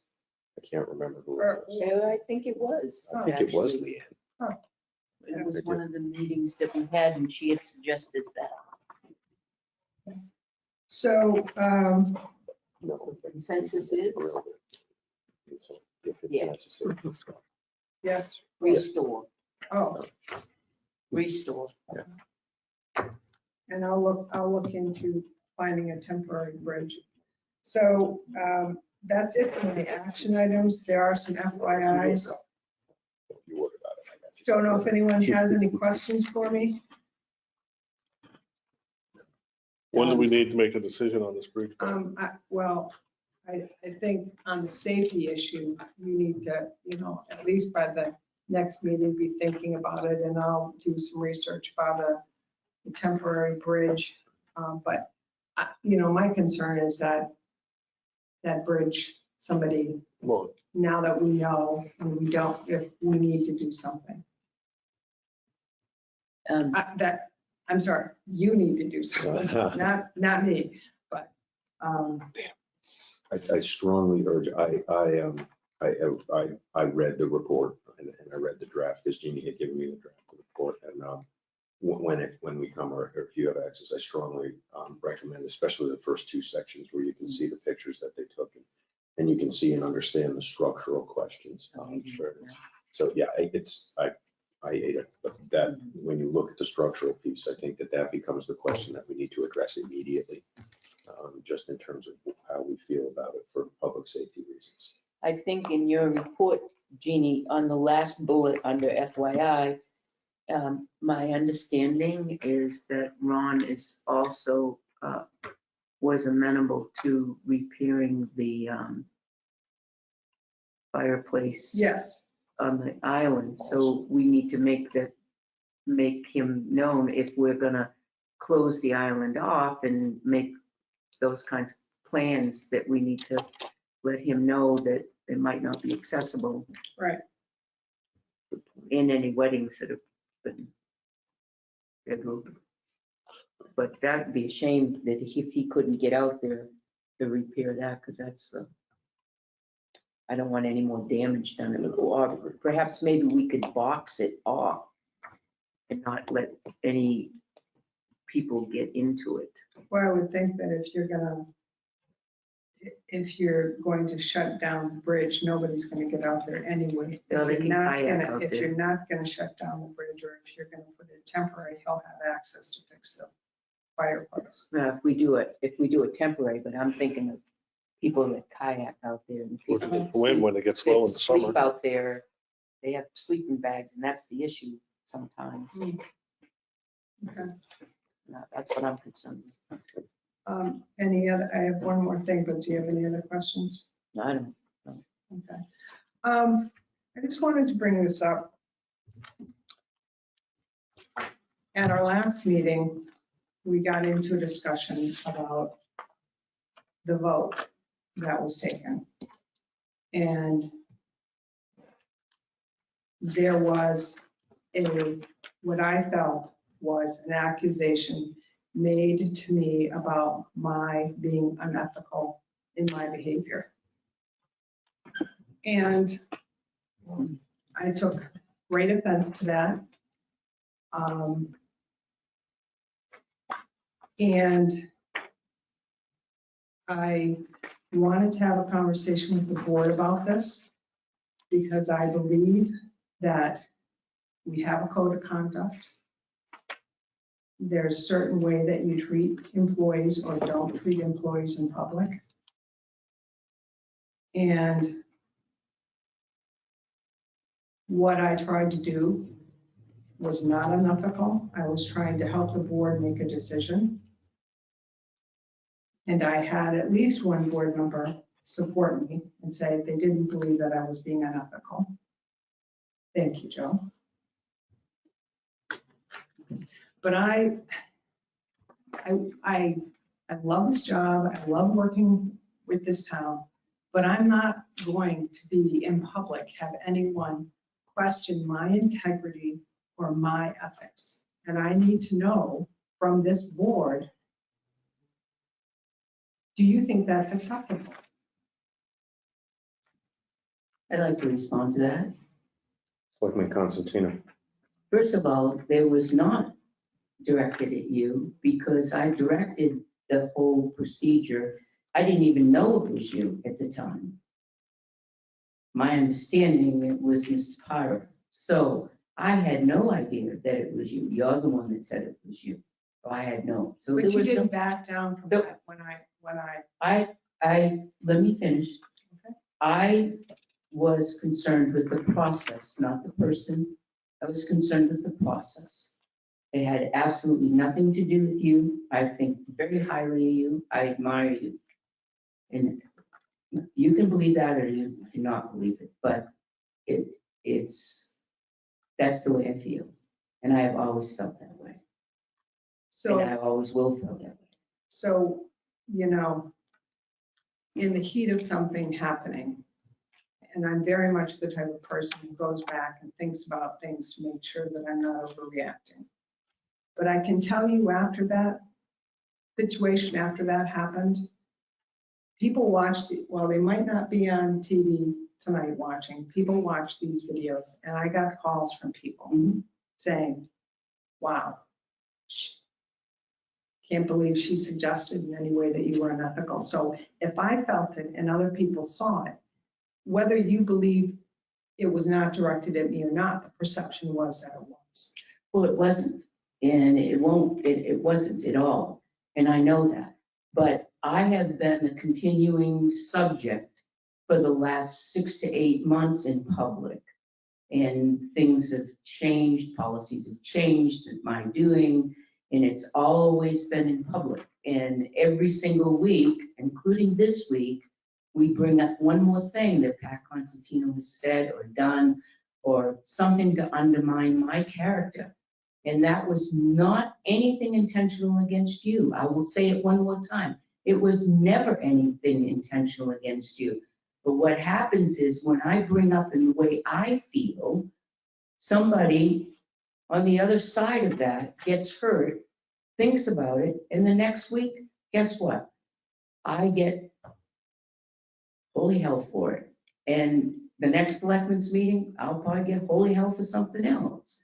And so when you're sitting on this side of the table, it doesn't feel very good being a selectman for as long as I've been a selectman to be barraged by things that people think I'm doing that I'm not doing.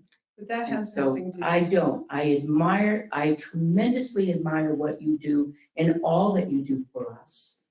On a personal level, I have always thought of you as a mentor to me. I've said it over and over and over and over again. And I will say it over and over and over again. So if you're taking something out of context, I'm sorry. I'm sorry. And I did not even think that you were the one that said those things or did that. I always, and as a matter of fact, at the end of the conversation, at the end of the meeting, Eric Pyro was one that said, you took the heat for him. If you remember. So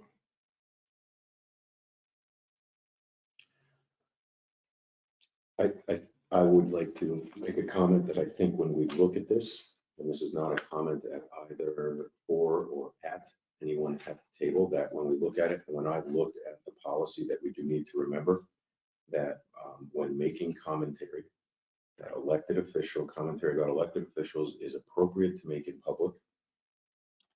And commentary about employees is not. It has to be a non-public. Okay, so, and that is hard and fast in what we have, because I reviewed it and went back through it. And so this is a difficult subject, but I will urge us, actually, we need to require ourselves to make sure that that differentiation takes place going forward. And point well taken, because it was Eric that came to me and told me that there was a difference in that as he stood up, and you can watch it on the tape. So it was not.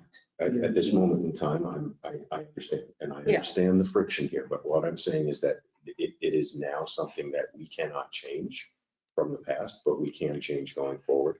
And that is what needs to happen with the board. Okay. And it's, you know, as we know with the policies that are out there, it's set. They are there, they're published, they've been signed off on. And we know that we can just do better in terms of following and making sure we follow the policy and procedure that's there.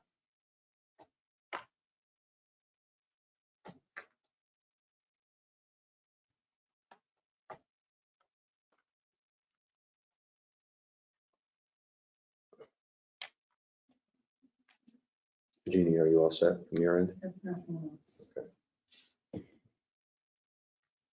Okay.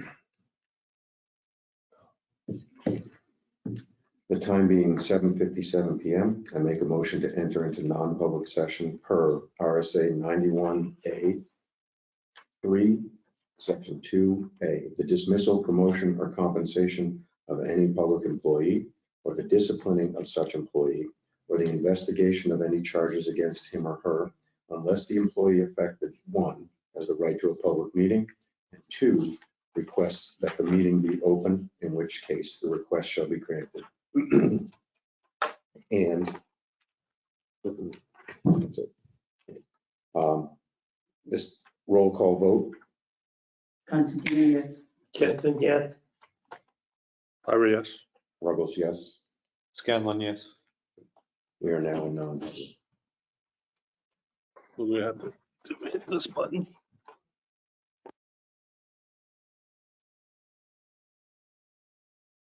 This conference will now be recorded.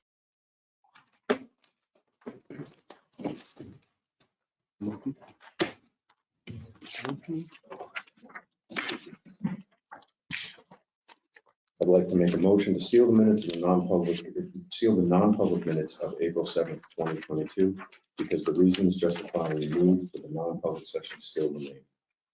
Ira, second. Motion and a second. Any discussion? Hearing none. Those in favor of the motion, please indicate by saying aye. Aye. Those opposed, motion passes. Is there any new business? Yeah. Mr. Scanlon. Okay, so, I think, are we missing in the ethics policy, town treasurer? No. No. Look at, when you take a look in the first paragraph, and that says boards, commissions, employees, town employees, police department, highway, but it doesn't say anything about our treasurer. It does say something about elected officials. Okay. So Does it- somebody asked me about that. Does it say elected officials? Not in the scope. Or not in the preamble. It just, whatever. Okay. Yeah, just, so I didn't know if they were covering it. The other thing was, when we get the sign now documents, we got a document that was completely blank, but yet the selectmen, except for myself, everybody signed it. And it was not, there were no names or anything filled in for information. So we essentially signed a document that any information could be added or subtract to it. We already approved it. When was that? I Well, sent no, an that email was out. just the back page, We, the the terms. page that we signed, if you look at it, the Yeah, name of the person, okay, so this was for Jane for being on an executive committee. correct. She filled out the application and did that full.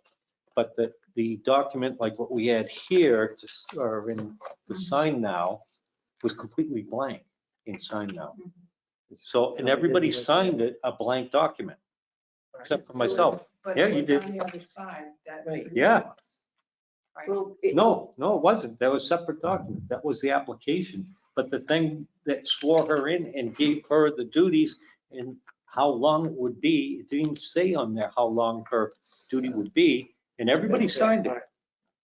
So I want to ask that before we get any documents, make sure that everything's filled out and that that document get re-signed, that resubmitted to us with the names filled out and done it, and that original document that has no information on it, but all of your signatures is destroyed.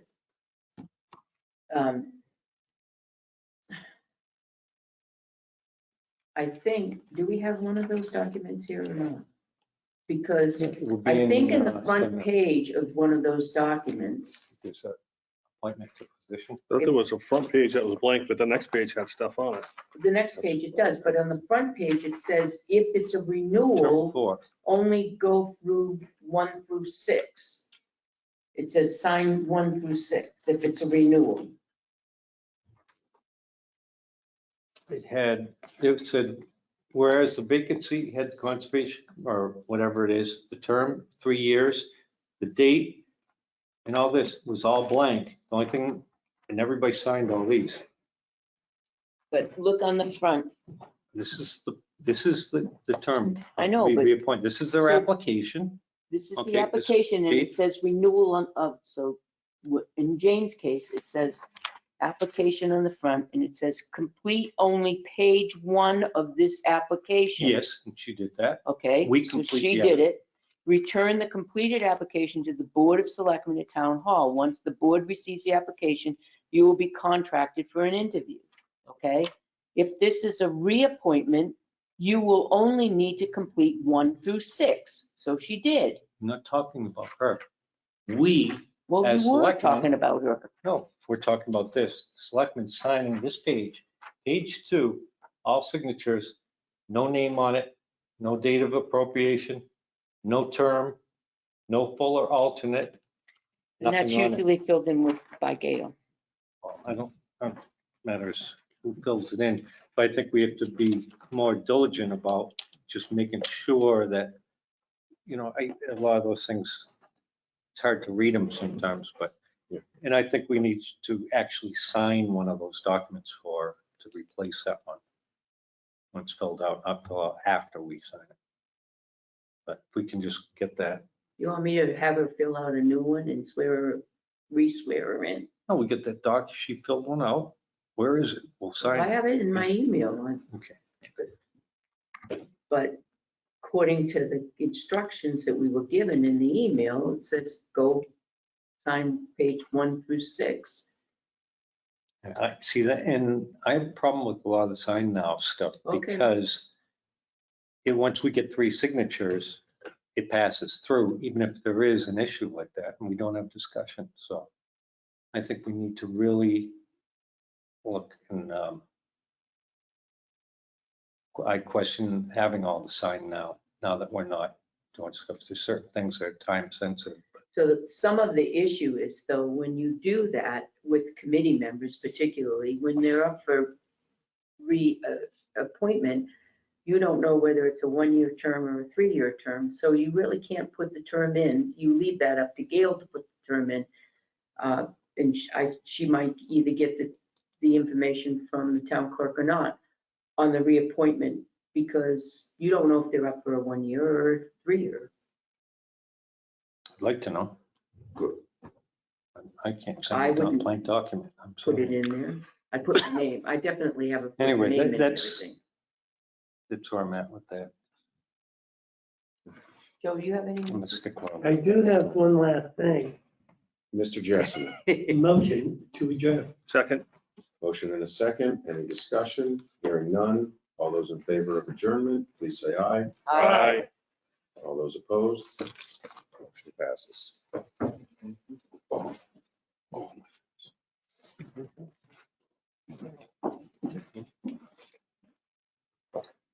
Oh, you know what I meant to say, but everybody that's here can know.